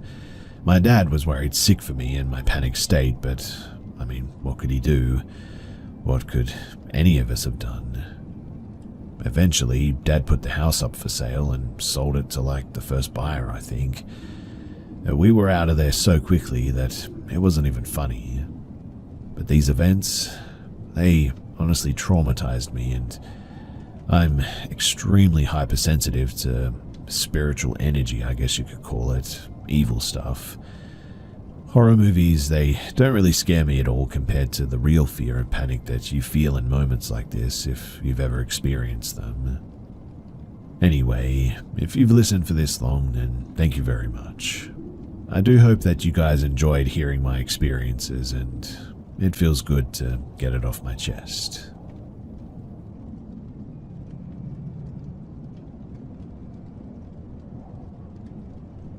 Look, I know that this is kind of a lot all in one night, but this is exactly as it happened. And if you have any insight, well, it's definitely welcome. I still don't understand how it all could be connected, but this past week, my friends and I rented a cabin in Hatch, Utah, at the base of some mountains. We were so high up that the house didn't have AC, so we opened all the windows. This matters for later. We were surrounded by beautiful tall grass, awesome views. It was just perfect. We went out at night to stargaze, and that's when things started to get a bit weird. My husband and I were out by ourselves after our friends went in when we saw a ton of what we thought were satellites out of nowhere. They formed into a sort of triangle shape, and suddenly the night sky that was inside the triangle started to move with the lights very slowly, almost like something was using a cloaking device to hide what it was. We both thought UFO instantly and couldn't believe what we were seeing. As soon as it appeared, it zipped off and we didn't see anything else again, but noticed that all the sound had stopped. What I mean is that there was no sound from bugs, bats, or anything, except there were tons of shooting stars and a few what looked like meteors as soon as it was gone. We both went inside to tell our friends because we felt a bit uneasy because of this. I do wish that that was it, but about an hour later we were in our room getting ready for bed when we heard a high-pitched whistle outside. We both sort of laughed at this and joked about skinwalkers and wendigos. I don't really believe in that stuff, so again we laughed it off and we got into bed. But not even 10 minutes later, we heard heavy footsteps on the deck outside of the room, and heavy breathing. I was honestly paralyzed with fear for about 15 seconds while we listened to it stomp heavily with a guttural deep breath. I then jumped up and hit the lights outside on the deck and threw open the blinds, yelling, assuming that it was a bear, but when I did, there was nothing there. It had rained heavily that day though, and there were no prints on the deck either, or dirt or mud around the house or anything. Now, I 100% believe in aliens, but I just cannot explain that second encounter. Has anyone else experienced anything like this? Do I need to worry about being followed? Our friends experienced none of this, and I'm honestly just stumped. I felt so uneasy the rest of that first night that I didn't sleep, but after that, nothing else happened for the next 3 nights that we were there, and I felt totally at ease. So I guess my question is, what did I experience?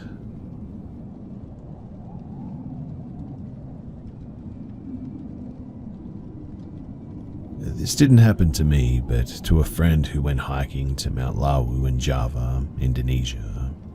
Mount Lawu is considered a sacred place by the locals, and people believe it is one of, if not the most haunted mountains in Java.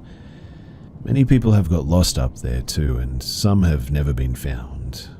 One case in particular, which I recall, is the disappearance of a young boy named Alvin, who went hiking up there with some of his friends on New Year's Eve a few years ago and just vanished without a trace. The rescue party gave up after weeks of combing the slopes trying to find him. He was last seen by other hikers near Pasar Dieng, the market or Devil's Market, an empty grassland near the top where many hikers have reported hearing mysterious disembodied voices, hence the name of Pasar Setan. A few years ago though, my friend and 2 other hikers, they decided to climb the mountain. There are several marked trails by which you get to the top of the mountain. The busiest one is Candi Cheto, because it is one of the easier trails to pick and the scenery up there is breathtaking. But the ascent, it takes a bit longer. It is a footpath that gradually ascends through pine forests, grasslands and whatnot. He and the 2 rookie-through hikers took this trail. It was his first climb to the top of the mountain. They had met on a hiker forum months before and decided to take the easier trail since the other 2 guys had never attempted a mountain of this caliber before. It wasn't one of those busy days when they arrived, and there were only a handful of other hikers around. Their trip went smoothly at first, but soon they were joined by 2 other hikers from a nearby city. After they broke through the thicket and passed through Pasar Dieng, my friend began to feel a little bit uneasy, and then he noticed something a little off with our hiking group. There were now 6 of them. Somebody else had joined them unnoticed, which was weird. He looked around and stared at his fellow hikers one by one, and nothing seemed out of the ordinary. They all looked familiar to him, which was obviously very confusing. He couldn't seem to recognize the odd one out, no matter how many times he counted and scrutinized their faces. And to make it even worse, he seemed to be the only one who had noticed this. He asked himself if he was becoming disoriented due to the exhaustion or the cold perhaps, and that was when he started seeing glimpses of blurry silhouettes moving around them. He wanted to quit at this point. He no longer felt excited about this hike. He didn't feel like he was going to make it another hour, but there was really nothing that he could do. They were already halfway to the top, and he was sure that he would have had no choice but to return alone if he decided to turn back anyway. He had lost his bearings too. He had no idea where he was or who he was with. When they finally reached the top though, he just collapsed in a heap. According to his friends, he then became delirious and started speaking of random creepy things like when being followed by something and someone watching them in the fog. He even told them to just leave him there because he was going to die anyway and to let his parents know how much he missed them and loved them. It took them a few hours to calm him down and for him to regain his strength, and then they decided to set up camp for the night. But the other guys also couldn't sleep that night. They said that they could feel a presence with them. When the first lights of the day appeared in the sky, They quickly dismantled the tents and they packed away everything and began their descent, which luckily only took a few hours down the slope until they made it safely back to base camp. My friend had to be rushed to the hospital, burning up with fever. He had made it through the night and down the mountain, but others just like him, they weren't so lucky. I'm wondering though if anybody has ever experienced this other hiker phenomenon or something similar while climbing a mountain or trekking through the wilderness or something. It's something that I've never really heard anyone else talk about, and it's really creepy.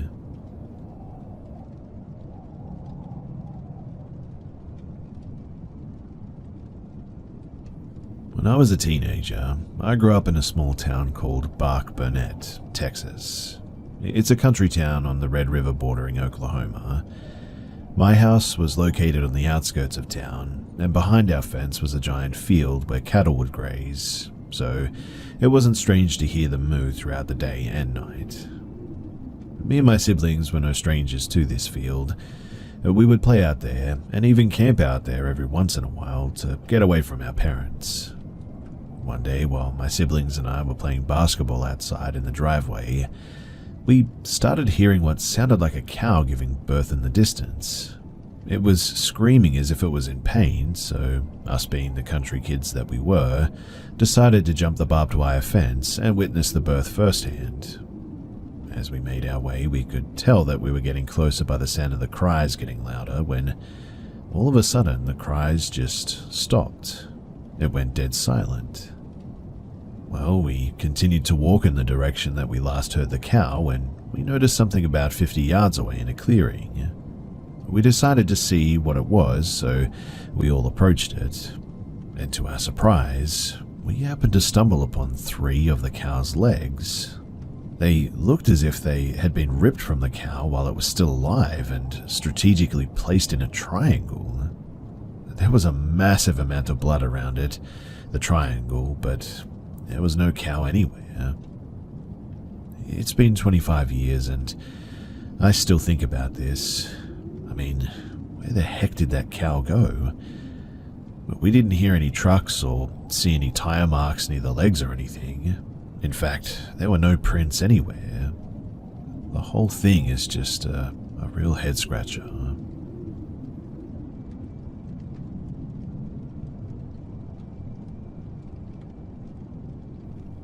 My girlfriend and I live in a small town in New Jersey, right by the Delaware River. We have many trails around here in the woods, and the one that we went to last night is in a small state park right by the river. We had gone to this spot once before during winter, and all of the vegetation was gone this first time. The trail was quite clear and had only a very thin strip of wood separating the road from the riverbank. However, this second time, it was different. Now that it was summer, there was thick brush everywhere in that spot. We parked the car around 6:30 p.m. in a small space right out of the road where all the trail lights start. It was clearly visible is what I'm getting at, beckoning us in despite the thick brush. Thinking back, it was almost unnatural too how beaten down the narrow slice of trail was, in contrast to the thick brush surrounding it. In any case, we start on the trail and easily make it to our spot by the river in 6 minutes. There was one area where the trail led us to a small ditch filled with plant life, but both ends of the trail were clearly visible from this area. After passing through, we passed a big tree with thick roots coming out from the ground and made it to our spot by the river. When we got to our spot, we saw that the river was quite high, but we found a spot to sit down. We sat for about an hour talking about the tragic fire that recently happened in Hawaii. At around 7:30, we figured that it would be a good idea to head back before it got dark. When we passed the big tree right at the start of the trail and got down in the ditch, something felt off immediately though. I couldn't tell you exactly what it was, but I felt terrified of the vegetation. It was so thick and suffocating that I could barely breathe. Standing in this ditch, the 2 of us tried to come back on the same trail that we came through, but when we went in that direction, we noticed that the brush had completely swallowed it up. It wasn't even dark at this point. It was just gone. We looked everywhere in that ditch for our trail. We even brute forced our way into the direction of the trail, but we never found a trace of it. No narrow slice of clear ground. Everywhere was covered in green. We wandered for about half an hour, coming upon a second smaller tree with its roots above the ground. And here we saw what looked like part of the trail that we were on, but the entire path was completely blocked by stinging nettles, which we hadn't seen any of on our way in. Mind you, this tree was definitely a landmark that we remembered from our first time coming here. We even have a video of it at that time. We searched and searched, and like I said, this was not a very large trail by any means. We should have stumbled upon it. We were scared of the coyote packs and bears that call these woods home. My girlfriend was panicking, and I was not much better, if I'm being honest. At this point, it was completely dark, and we only had our phone flashlights. We ended up having to brute force our way through the brush to the road, and it took far longer than it should have. It felt like we were running for hours, in fact. We weren't walking too, we were running at this point, and it took us almost an hour to get back to our car at around 8:50 p.m. But again, it was only a 6-minute walk on the windy trail, but when we were running almost perfectly straight towards the road, it took us almost 10 times that. We also ended up farther down the road in the opposite direction of the trail, which honestly should have been impossible, because my girlfriend had her Maps app up, tracking our distance to the road, and we were going straight towards it. When we finally got back to the car, we noticed the trail was totally blocked now. No trace of the spot where we entered, the plants completely undisturbed, like we were never there. And that is honestly one of the scariest parts of this whole experience. We were obviously so relieved, but on the way back home, my girlfriend brought up something from the first time that I had forgotten about. You see, she had found a tattered rope on the ground, right off to the side of the trail under a tree. It was unmistakably and tragically a noose. It had been cut cleanly on the end that would be tied to the tree. It was very dirty and had clearly been exposed to the elements for some time. Not wanting anyone walking the trail to have to see that, she kicked it to the river. Her heart was in the right place, but seemingly a foolish mistake in hindsight. Now, unlike my girlfriend, I'm not a very spiritual person, but when she said that, both of our bodies shuddered, and I felt momentarily that same anxiety and dread that I felt in the woods. I knew how lonely whoever tied that noose had to be. I feel almost completely certain that they were behind the events of that night, that they wanted us to stay and keep them company, though I don't think that they meant us harm. Tonight we went back to the trail because my girlfriend wanted to perform a ritual for this spirit. She wanted to make right with it and bring it peace for the night. She set up a handful of witchy-type items and spoke a few words to the spirit. She brought flowers, placing them on the posts marking the still fully blocked entrance, and lit a black candle, adorning the post with a little bit of melted wax. She said a few words and explained how we meant no harm, apologizing for kicking the rope in the river. But as she poured this wax, I saw something that, honestly, I still doubt, but I feel like it's worth mentioning. Below the arching plants to the immediate left of the first post, I saw an amorphous blob of some kind. It did not seem like a trick of the light, as it was dark. We only had one small lantern and the candle illuminating the area. And weirdly, it seemed to reach out to her, not in a violent or negative way, but in a longing and desperate manner. Still, I was terrified something would grab and take her deeper into the brush. She was incredibly calm though, and upon pouring the wax and stepping away, the presence, or whatever it was, disappeared. We sat down in front of the post and kept the candles lit. It was the calmest candle that I'd ever seen.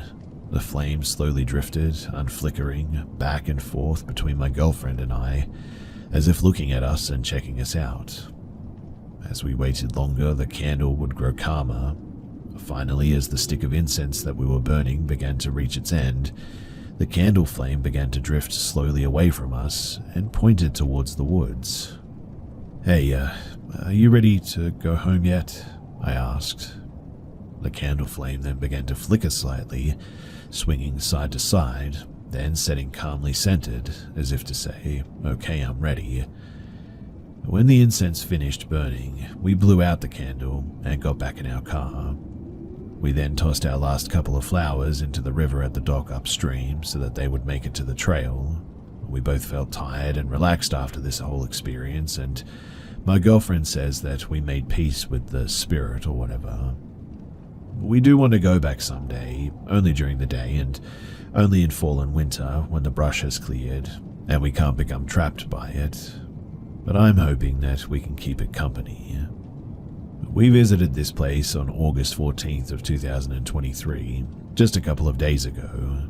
Feel free to believe or disbelieve as you wish, but quite honestly, I would love to get your thoughts in the comments as to what you think that this was all about.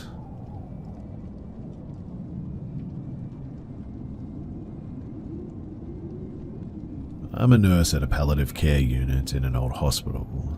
Throughout my years working at this hospital, I've seen a lot, especially being in a palliative care unit. You see a lot of things other people wish they wouldn't. For some of us, at some point, we just have to accept things as they are, I guess.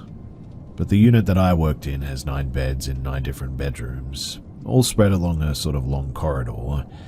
At the start of the corridor is the lift, and coming out of it, you'd find the cleaning room on your right, where we keep all the cleaning equipment and products, and the nurse's room on your left, along with the entrance through to the stairs.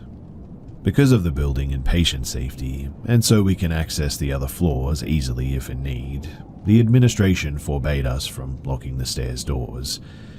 This isn't ideal because some of our patients, in their delusions, can go across our room's door unnoticed and will be in danger to themselves or others, so we always keep the doors closed by tying a bedsheet around the door handles just to keep them together. This is important as well because you need to know this as to what comes next, because it's going to start to sound really strange. So, the nurse's room is where we'll spend most of the night shifts doing all kinds of activities, including resting and actually sleeping.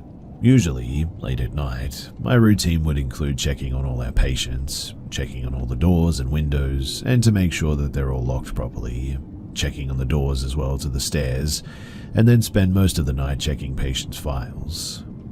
This night in particular, I'd finished with my rounds and was checking on all the cameras.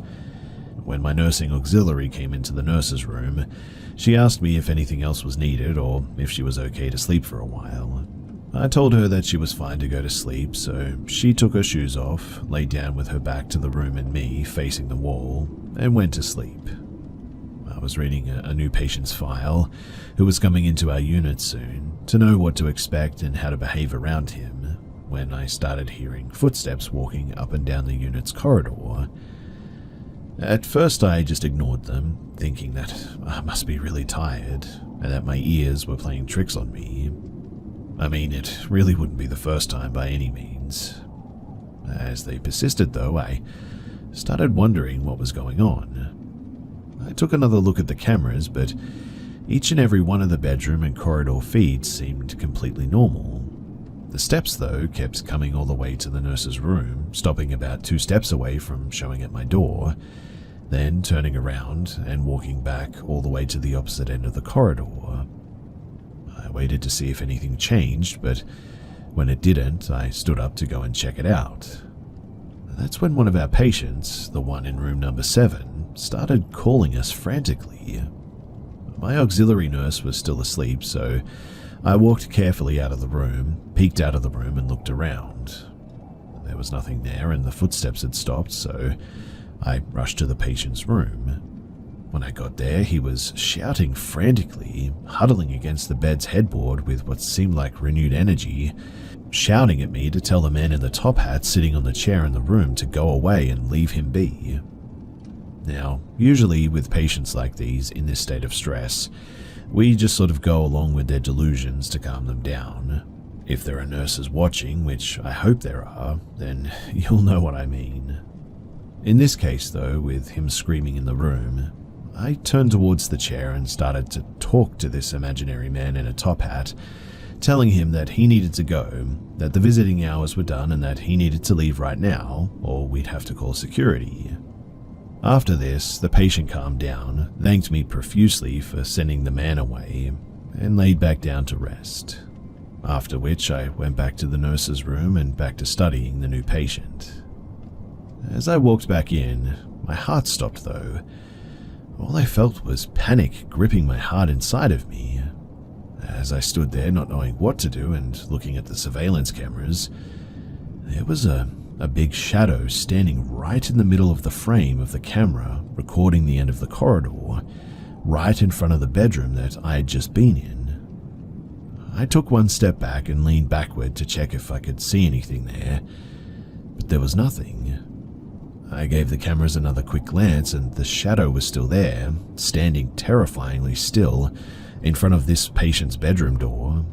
This time though, when I turned to look directly at the corridor again, this thing was there. For a moment, it felt like everything froze in place and I just stood there looking at it like a fool. Then, slowly, it turned towards me, a pair of strange, dark red eyes showing. It stood like that for a bit, screeched at me, and flew into the patient's bedroom, slamming the door behind it. My auxiliary nurse jumped awake at the slam of the door and started frantically asking me what was going on. I was out of breath by now. I told her what I had just seen and what had just happened, and she didn't believe me. I asked her to come with me to the patient's bedroom. She agreed, starting to become curious. We walked slowly through the corridor, passing every door carefully. I was afraid that anything would come flying at us at this point. When we got to the bedroom this thing flew into, I pushed the door without going in to check for any kind of danger and immediately felt a breath of freezing air hit my face. The aircon was on in every room and set to 23 degrees, so this was not normal. Nothing came flying at us like I was afraid would happen, but there, right by the patient's bed, there was this shadow. I could tell that it was a man, tall and strong with a top hat over his head. I asked my auxiliary nurse if she could see him, not expecting a no. However, that's exactly what I got. She couldn't see anything standing there, and definitely not as clear as I could. Slowly, the shadow turned towards me again. This time it didn't scream. This time it slowly dissipated. Immediately I calmed down. Not only could I not see it anymore, I couldn't feel it either. This sense of calm came over me, and the patient seemed okay, so in the end we left the room and went back to the nurse's room. My colleague went back to sleep, but I didn't rest until I checked the rest of the unit to make sure that everyone was safe. After that, I couldn't help but stare at the cameras every minute for the rest of the night. Eventually our shift was over and would become the shift with the most intense experience that I had ever had. The next day, when nighttime came and I did all my rounds, I went inside room 7 to check on the patient. When I came closer, I realized that he had passed away. This was my first experience with the Shadow Man and the top hat, but it certainly was not the last, and it is still ongoing. I'm the only one who can see him apparently from around the unit, which freaks everyone out. Every single time that I see him, it's under the same circumstances as well. I walk into a patient's room, and there's this shadow at the feet of their bed. I wait for a little bit, until he turns to me and then dissipates, and 1 or 2 days later, the patient always passes away. This is a real story, and it's something that I have to live with almost every day now. I'm not sure if this thing is killing people or announcing their deaths, but if you're a nurse in a similar unit or know someone who is, Please share this with them and comment what you know about it. I need to know what this is, how to deal with it, and if anybody else has experienced the same as me, even if it's a different looking thing or entity or whatever. I can keep you updated on here too, if people are engaging and want to know more, that is. Do let me know if you guys want to hear more, and I'll make sure to bring any more future experiences to you. But if you're dealing with something like this yourself, then please know that you are not the only one. Maybe this will help you feel less afraid.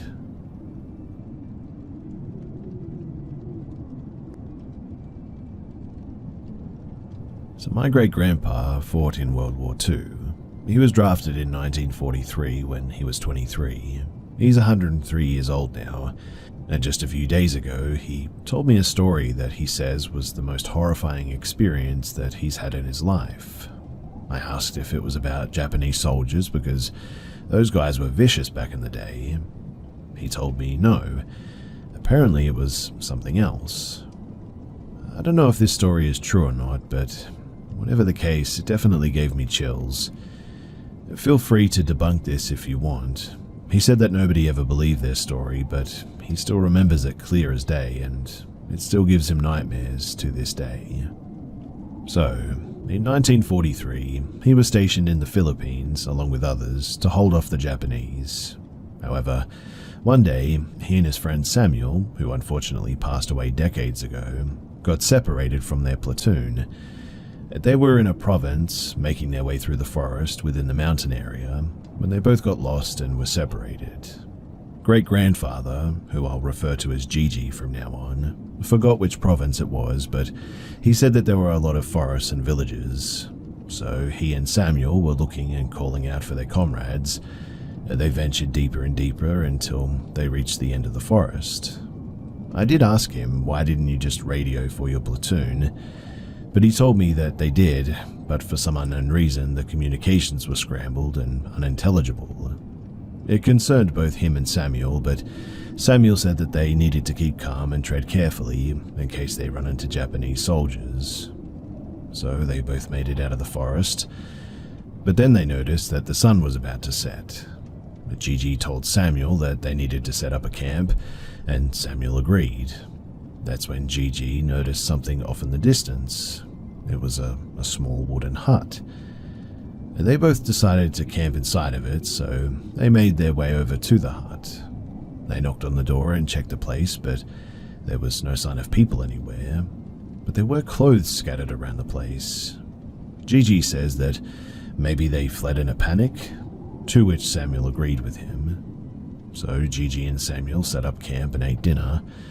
Samuel proposed the idea of taking shifts throughout the night to keep a lookout, just in case they get shagged in their sleep by the Japanese. Gigi agreed to the idea, and so that's what they did. They both woke each other up and took each place as lookout while the other person slept. While Gigi was sleeping, Samuel abruptly woke him up at one point and told him that he'd spotted movement. Gigi quickly grabbed his rifle and asked him where. Samuel gave the binoculars to Grandpa and pointed in the direction. "I saw them in the field, 300 yards away," Samuel said. Gigi looked through the binoculars in the direction Samuel pointed at. At first, he didn't see anything, but then he spotted something moving in the dark. However, when Gigi looked closer, it was just a wild boar. "It's just a pig," Grandpa told Samuel. Samuel took the binoculars to see for himself. "Huh, that's weird. It's just standing there," Samuel said. Grandpa looked at Samuel in confusion and asked what he meant. Samuel then said that the boar wasn't moving or anything. It was just standing there, staring at them from afar, and that it was starting to weird him out a bit. Grandpa just laughed it off and told Samuel that it was probably just his mind playing tricks on him. But then something odd happened. The oil lamp that served as their source of light inside the hut started to slowly go out. Grandpa went over to light it back up, then afterward went back to his sleeping bag. But then the light suddenly went out again. Gigi checked up on it again, thinking that the oil probably went out. But the strange thing was that there was still plenty of oil. Well, Gigi lit it back up again and went back to sleep, but then the flame went out yet again. That's when a terrified Samuel frantically went up to him and said, "It's gone." "What are you talking about?" Gigi asked him. "The pig. It just disappeared into, thin air." At this point, Grandpa was also starting to get freaked. Gigi then asked him to explain. Samuel said that he was watching the ball through the binoculars when it suddenly just vanished out of existence. Suddenly, as they were talking, a loud thud came from above them, as if something landed on the roof. Gigi and Samuel grabbed their rifles. "We need to get out of here," Samuel said. And this is the part in the story where my grandpa said that the rest of the events that happened, he believes are one of the worst nightmares in his entire life. Gigi told Samuel not to panic, to lay low and to stay quiet, and so they did, while tightly gripping their guns close. After a few minutes of silence, Samuel started screaming though. Grandpa turned on his light and he said that he saw something that he'll never forget. Something straight out of a horror movie. Something that looked like a tongue that was lodged into Samuel's neck. His friend was screaming in pain, trying to remove it from his neck. Gigi snapped out of his shock and shot at the ceiling multiple times, trying to hit whatever the tongue belonged to. After a few more shots, the tongue released to Samuel and slowly retracted back into the hole on the ceiling. Samuel was gripping the side of his neck tightly while screaming, blood trickling down his neck now. Grandpa put a cloth against the wound and told him to keep pressure on it. Afterwards, they collected all their things, exited the cabin, and made a break for it. Grandpa turned around and shined his light on the hut's roof, and what he saw, he described as the most evil-looking and ugliest thing that he's ever seen. I asked him to describe what it looked like once, and apparently it was humanoid. It had 2 gigantic wings that were bigger than its own body. The wings looked like a combination of a bat's and a hawk's. Its eyes were blood red and glowed in the dark, skin as black as coal, wild, unkempt hair, and huge fangs that were visible even though its mouth was closed. Whatever it was just perching on the roof, staring at them. Grandpa acted quickly. He raised his rifle and began shooting at the thing, unloading all the rounds in the gun's chamber. Samuel also did the same thing. But to their astonishment, the monster was unfazed. It just continued to stare at them, unbothered. At that point, Gramps and Samuel started screaming like maniacs while running for the hills. By some miracle, the creatures didn't pursue them. They were both so scared that they didn't care if they run into the enemy as long as they didn't encounter this thing again. They managed to make it till morning and came across a small village where they rested. That's when they learned from one of the locals that what attacked them was apparently called an aswang, and that they were very common in the countryside. The locals told them that they were all in God's favor because they survived. After a couple of days, they were eventually reunited with their platoon. When they told the story, only a few believed them, while the others thought that they were probably drunk and ran into the enemy gunfire, hence the injury on Samuel's neck. After the war ended, they all went home, but he could never forget that horrifying encounter that gave him severe PTSD to this day. Samuel unfortunately passed away in his 80s due to a stroke. Now, like I said, I really don't know what to believe, but his story honestly freaked me out. In fact, I just spent the past hour Googling aswangs just to figure out more information. But what do you guys think about all of this? Do you think it's possible, or do you think it's all just made up?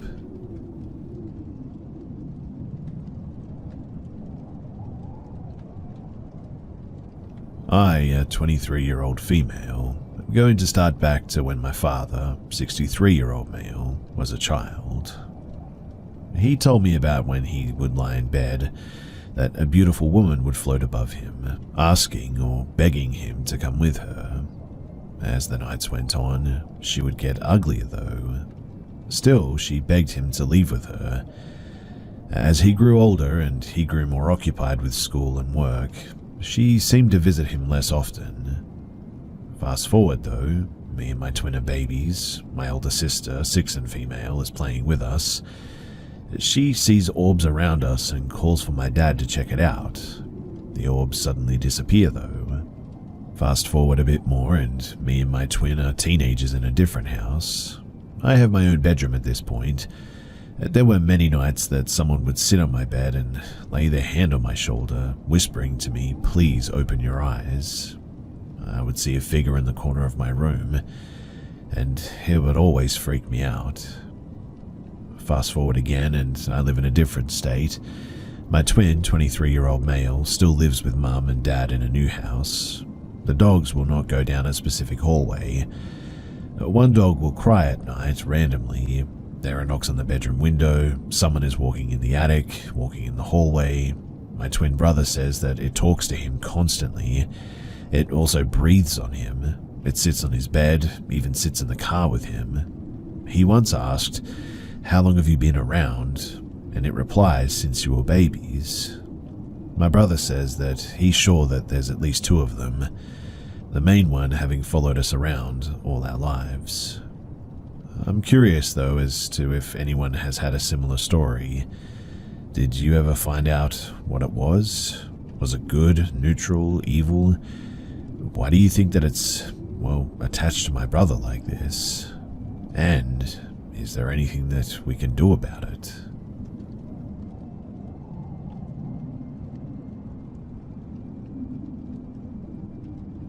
This happened 7 years ago, but I still remember the fear, and I feel like it was just yesterday.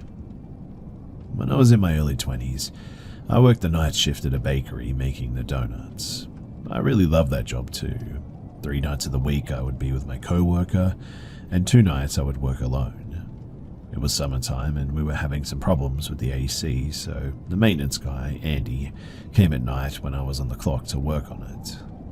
The bakery was small and crowded during the day, so it was best for him to come when it was pretty much empty. Management always let me know when Andy would be there, so it was never a surprise. At first, too, he was very pleasant, and I had no issues sharing space with him as we worked. One evening, though, this changed. My one co-worker was a little bit late. She said that she lost track of time in the shower, so Andy piped in saying, "We should all shower together to save time," and starts laughing at that. It was a bit creepy. I also had stated that I lived alone, with his response being, "Good, I have you to myself then." And after this night, I realized that Andy wasn't the kind of guy that I thought that he was. I stopped speaking to him unless I had to, and before long the AC was repaired, and I thought that I was free from him. Fast forward to a night a few weeks later. I'm working alone. It's 2 in the morning and I'm trying donuts when I hear all of a sudden a loud banging on the front window. Startled, I look up and see who else but Andy. He's calling my name and asking to be let in. No one had said anything to me about him coming that night. Andy then starts pulling on the front door handles. Luckily it's locked, but man, he became pretty aggressive. I run into a corner of the bakery where he can't see me and try calling my manager with no response. The phone starts ringing and I can see the caller ID from where I'm sitting, and it's Andy. He's being relentless and won't stop banging on the window and trying to pry the door open. My fear is rising now, so I dial 911. The cops arrive within 10 minutes and search Andy's vehicle, and in the back seat, they find duct tape, a knife, and rope. Apparently, they can't really do much though because, well, he hasn't harmed me or whatever. Andy told the police that he was there to fix the AC, but my manager calls me back in the morning and tells me that the AC is working fine and they never asked Andy to come out. So, whatever Andy had planned that night, whatever he was there for, I know one thing for sure, it wasn't the air conditioning.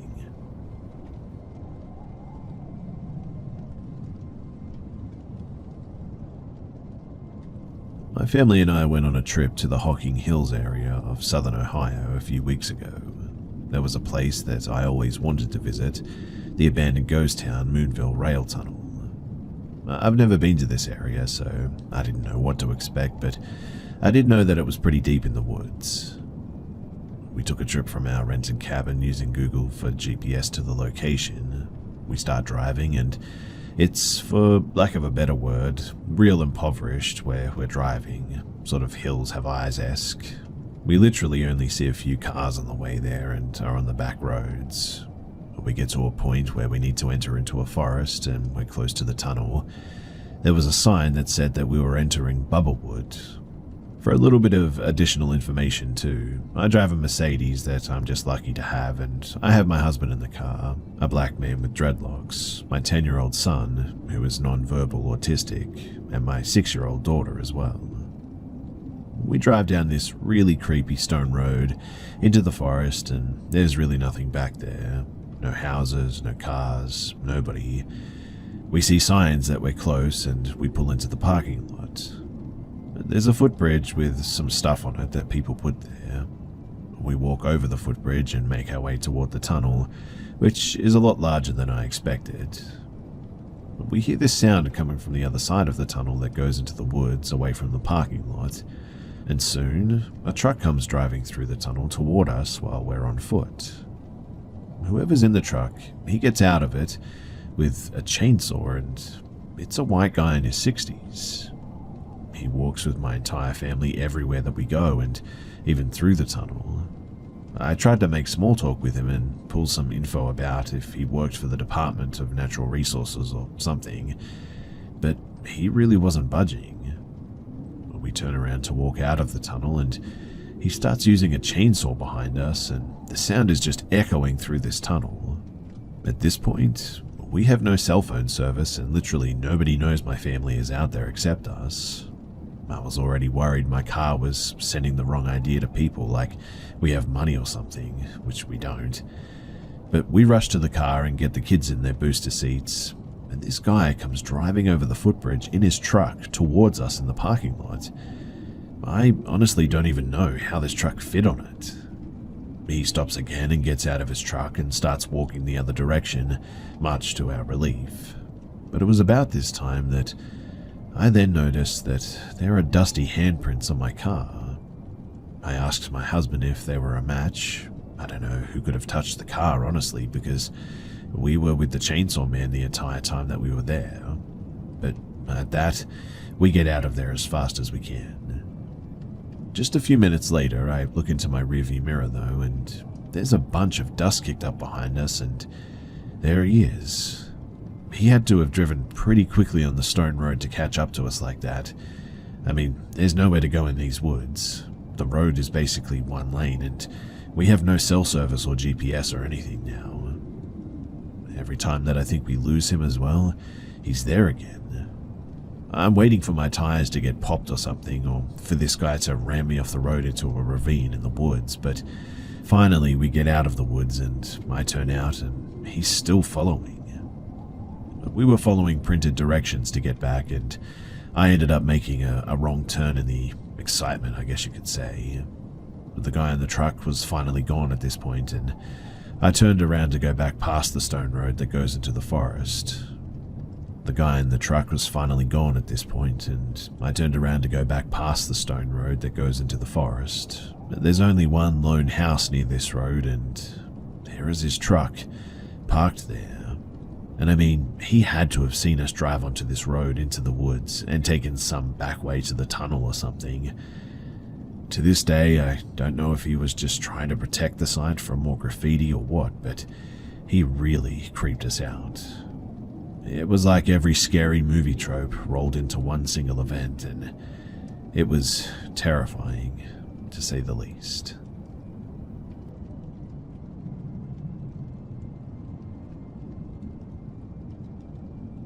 So every year, my friends and I go on a week-long canoe trip in Algonquin Park, usually just to drink and fish.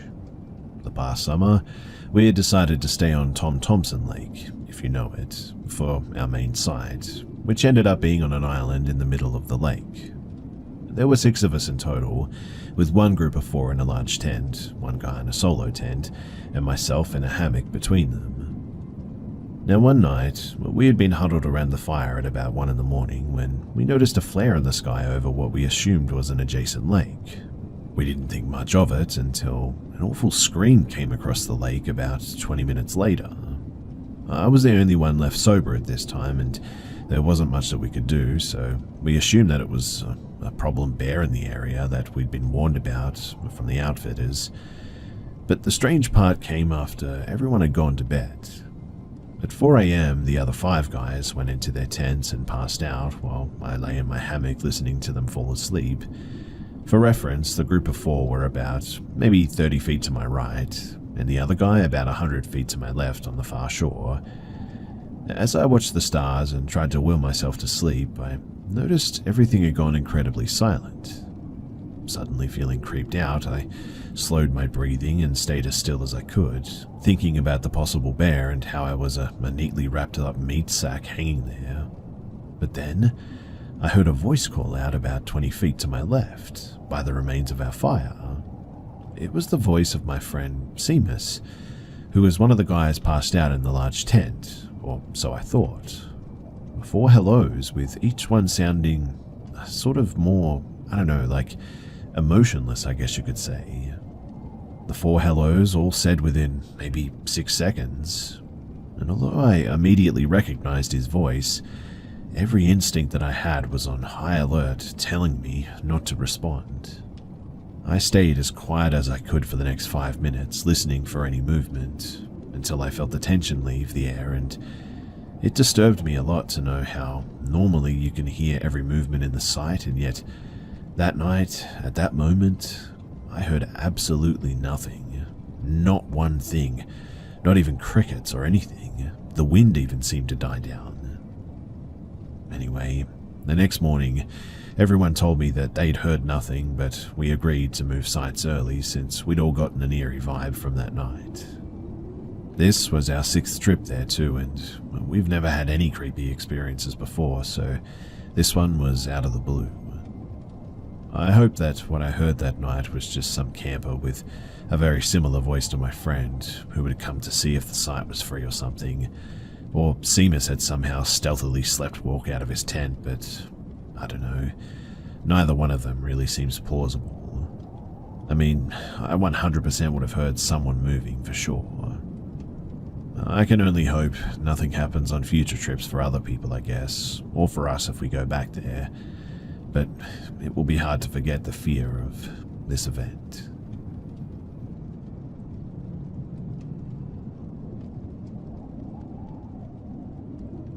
So I, a 16-year-old female, found out recently that my grandmom was in the graduating class at Revere High School of 1978.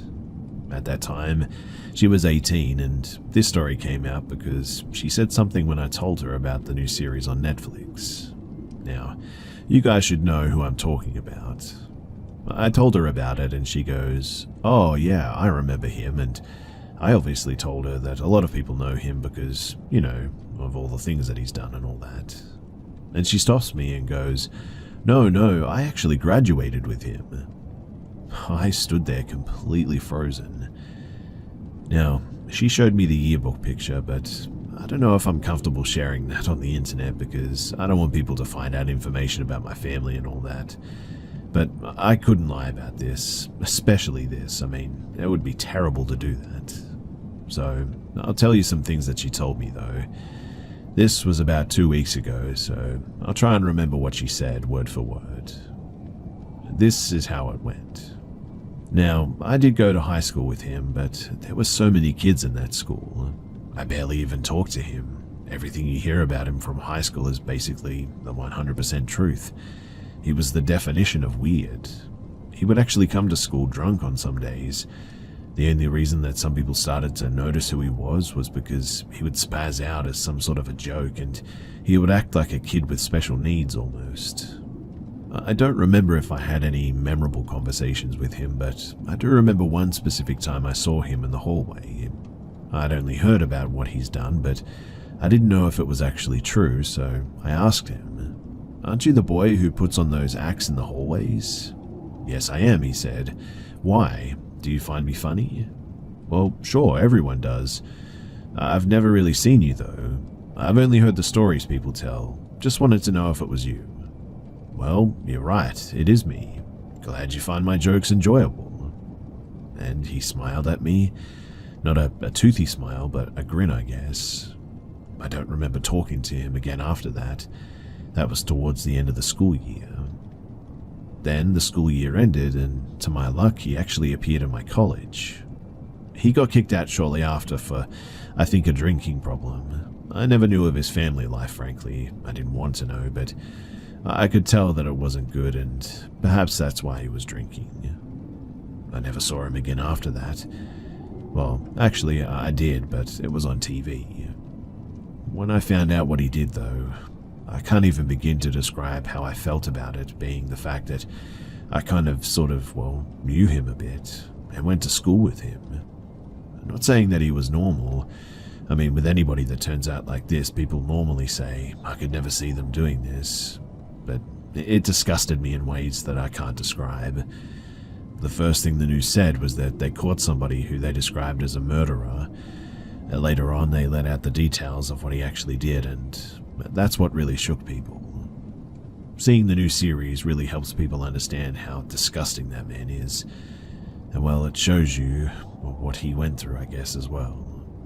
It doesn't make you feel bad for him, which nobody should. I'm glad that he went out the way that he did. Maybe if I didn't ask him the question that day, I wouldn't have felt so uneasy about the whole thing, but yeah, I did, and that's what happened. So yeah, that's basically it in a nutshell from my grandmom, and that's what she told me. I can tell that my mother feels uneasy when she talks about it too, but I'm guessing my grandmother has told her already, and anyway, it's weird how small this world is, and how you just know people who know people, and I guess you just never know that somebody could be a serial killer.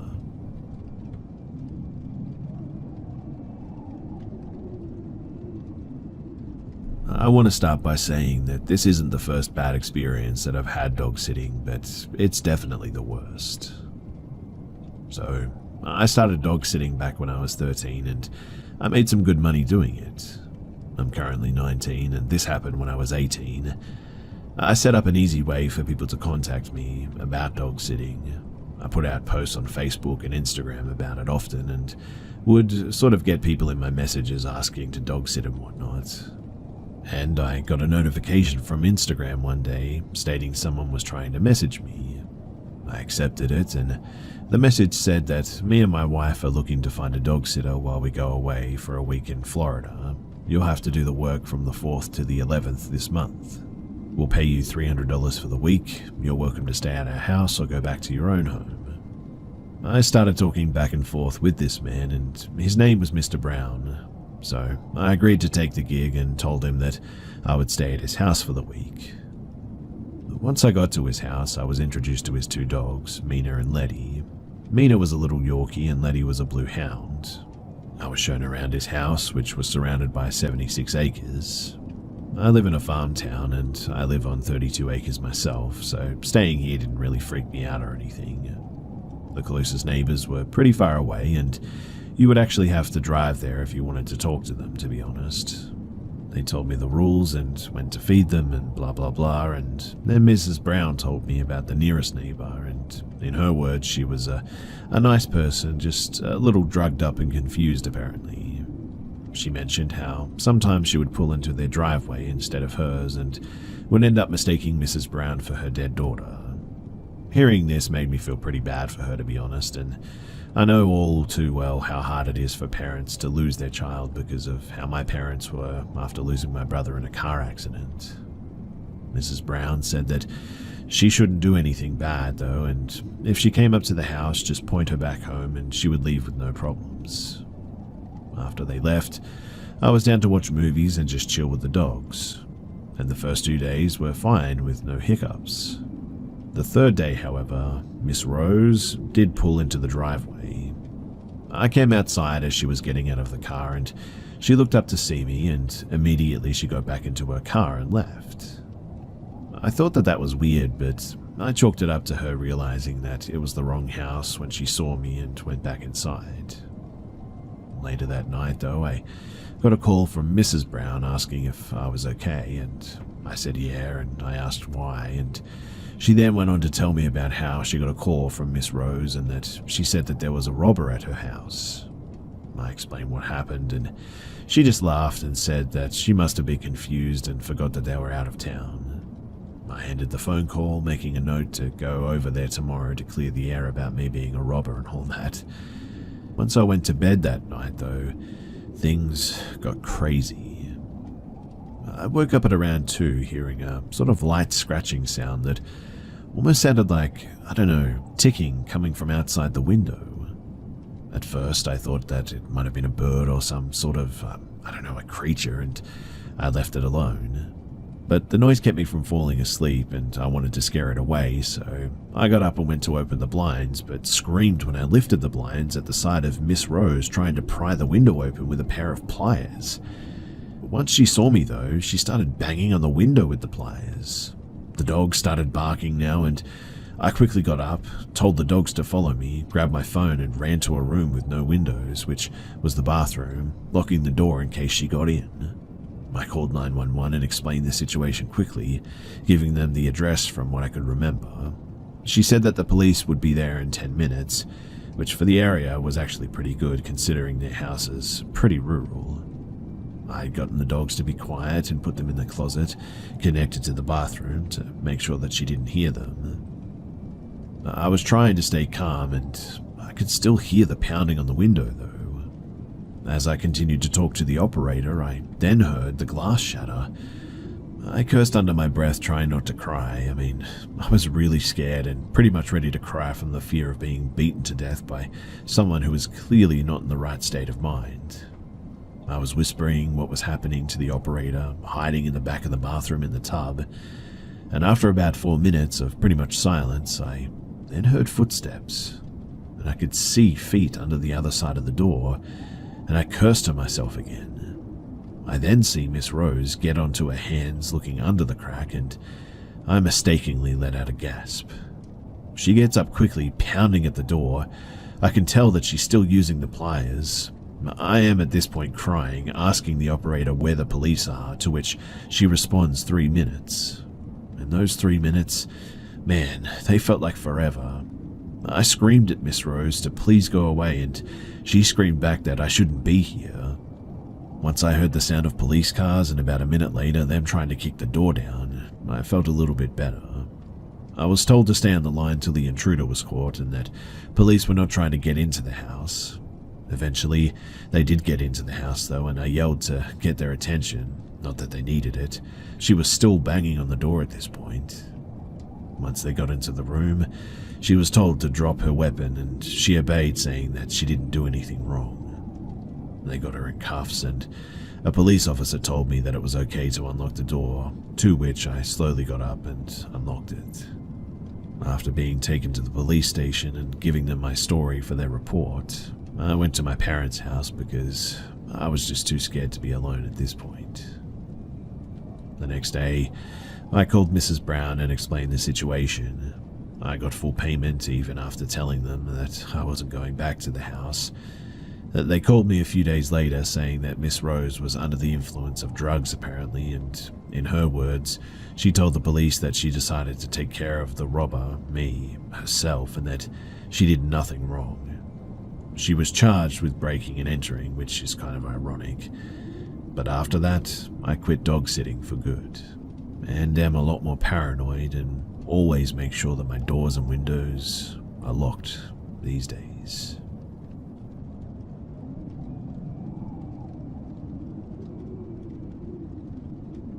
So, just a fair warning, I don't live in the best area, but it's close to my kids' school and it's really all that we can afford. Now, I was in line at a stoplight waiting for it to change so I could get to school to pick up my older kids. I had my toddler with me. While I was waiting, I heard my passenger side handle move like someone was trying to open it. I always lock my car doors out of habit, My car is older, so they don't lock automatically when I start the car like newer ones do. I look over and there's an older woman aggressively trying to open my door. My window is cracked a bit for fresh air, but not all the way down. She reached up trying to get the window to go down, but couldn't get her fingers in. The woman then says, "Excuse me, I need you to help me out. I need a ride." Now, I'm all for helping people, but not when they're trying to get into my car with no explanation like this. I mean, you just don't do that. I say, "Do you need me to call 911? She says, "No, you need to help me. Just let me in. Come on now, help me out." Pulls on the door again. Lucky for me, the light changed and I told her, "Sorry, but I have to go. I can't help you." I drove off, and after that, thankfully, I haven't seen her since. It is unfortunately, though, the only way to get my kids to school, so I have to drive through that way about every day, and I just sure hope that I don't run into this woman ever again.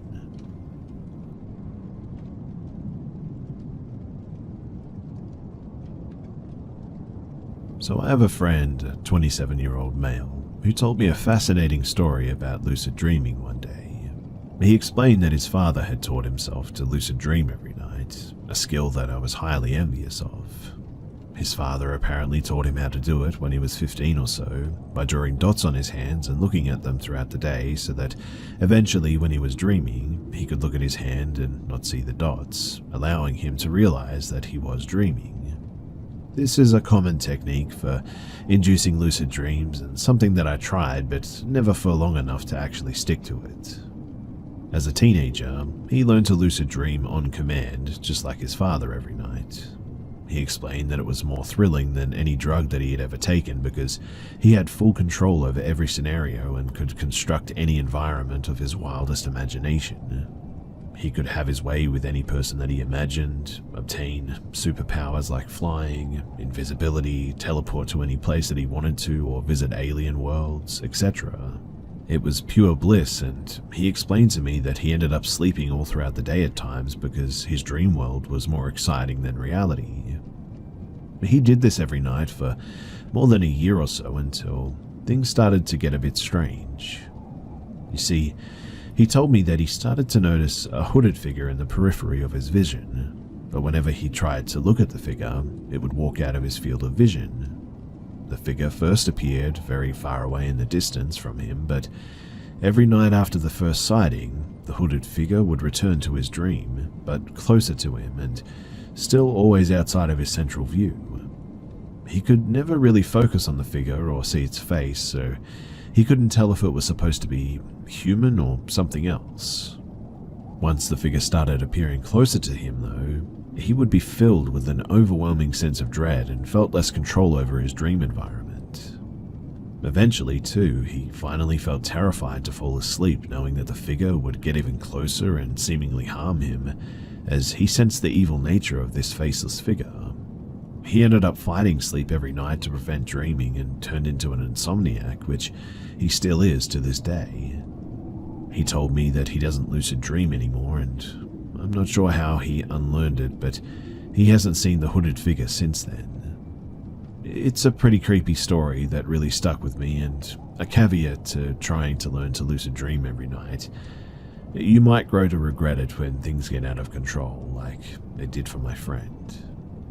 I'm still in contact with this friend, so if any of you guys are interested in questions for me to ask him, then I'd be happy to. Just leave them in the comment section below and I'll see what I can do.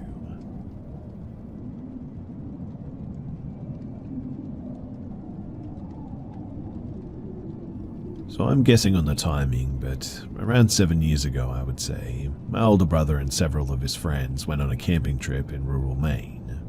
When they drove up there, they decided to stay in a random motel nearby the skiing trails. He said that it looked pretty run down and sketchy, but being college kids at the time, they didn't care too much and just wanted a cheap place to sleep for the night. After a nice day of skiing, they got some drinks at a local bar and headed back to the motel to get some rest. As they were all hanging out in their motel room, my brother opened a desk drawer to store some of his things in, and What he found inside the drawer made his jaw drop in horror. There was a coiled Ethernet cord with dried bloodstains all over it.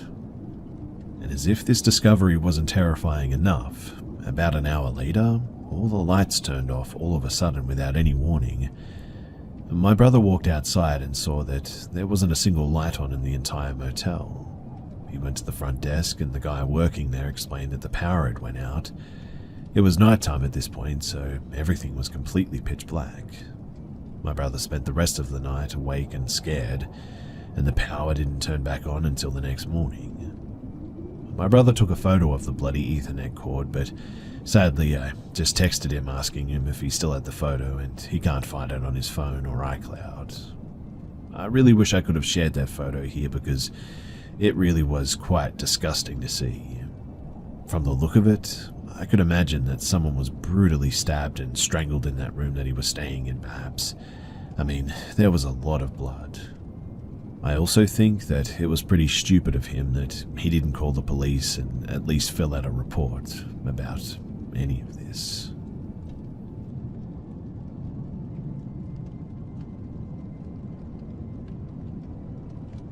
I've never really had any experiences in my life besides this one, and I have a skeptical mind, but am very open to the idea of the paranormal. I guess you could say that I want to believe.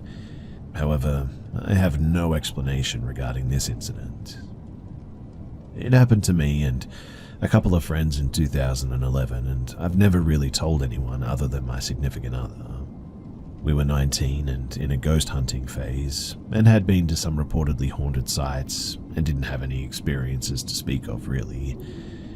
But we had heard of a small abandoned village or hamlet a short way out of the city that we were told was very creepy and unsettling. Side note too, my grandma, it turns out, was actually born there of all places. It was a very small town with maybe 50 to 100 people that had abandoned it, reportedly overnight in the 50s. But we decided to go there after dark one evening. All that remains there apparently is the collapsed general store, one house, and a perfectly preserved Ukrainian Orthodox church. The small house had the windows and the doors removed. We explored inside, and there was still wallpaper in the bedrooms and the living room, and some old kitchen items in the kitchen too. It was creepy for sure, but mainly because it was dark in the middle of nowhere. We took some videos of the inside and left shortly afterward. When we got home, we watched the videos and we didn't see anything, but we picked up something that sounded like a girl saying, "Please no." It wasn't clear, so I didn't really think too much of it. But something compelled us to go back a few weeks later, and this is where everything got very real. So I decided to print off some questions in Latin because I saw a YouTube video saying that an inhuman spirit would respond to Latin, which I was like, what the heck, but hey, I'll give it a go. It was mostly to creep out another friend that tagged along this time. I was trying to be funny, if I'm being honest. But the second that we drove up to the house, the feeling was just different this time. I felt dread is the only way to put it. The three of us, our one friend refused to get out of the car, decided to go back into the house and discovered that it actually had a dirt cellar this time, so we went down. It was your average dirt basement really, absolutely nothing in there except a few old broken jars really. We went back upstairs, one friend went back to the car, and I stood out on the porch leaning into the window, while my other friend stood on the grass maybe 10 feet behind me. And this is when I decided to start asking the questions in Latin while recording. I asked things like, is there anything there? Who or what are you? And lastly, show yourself. And it was at this point that there was a sound from inside the house. I said it again, and before I could even finish, 4 massively loud booms just came from nowhere. It sounded like something perhaps coming up from the basement, I would guess, and really fast. I screamed at this, loudly, as did the friend who was behind me, and at that we ran to the car, and my one friend who was already in the driver's seat, we barely got into the car before she was peeling down the dirt road. I cried a little bit that night, and I don't think that there was a word spoken by anyone after that. Now, There was no way that it was an animal or a person inside the house. It was tiny and nowhere really for an animal or a person of that size to hide. Plus, we had just been through the entire house ourselves and we for sure would have seen something that big. But there was nothing on the video other than me screaming and telling my friend to go when I got in the car. I have no clue what happened that night, but it scared me to my core, although I must admit that it did make me curious too. I've been to other allegedly haunted places since then, but have never had another experience or encounter like this. I haven't been back there since then, and to be honest, I don't really intend to return either. I've been a long-time listener, and I thought that it would be a perfect time to tell my story, and I would love to hear what you guys might think and what your theories might be.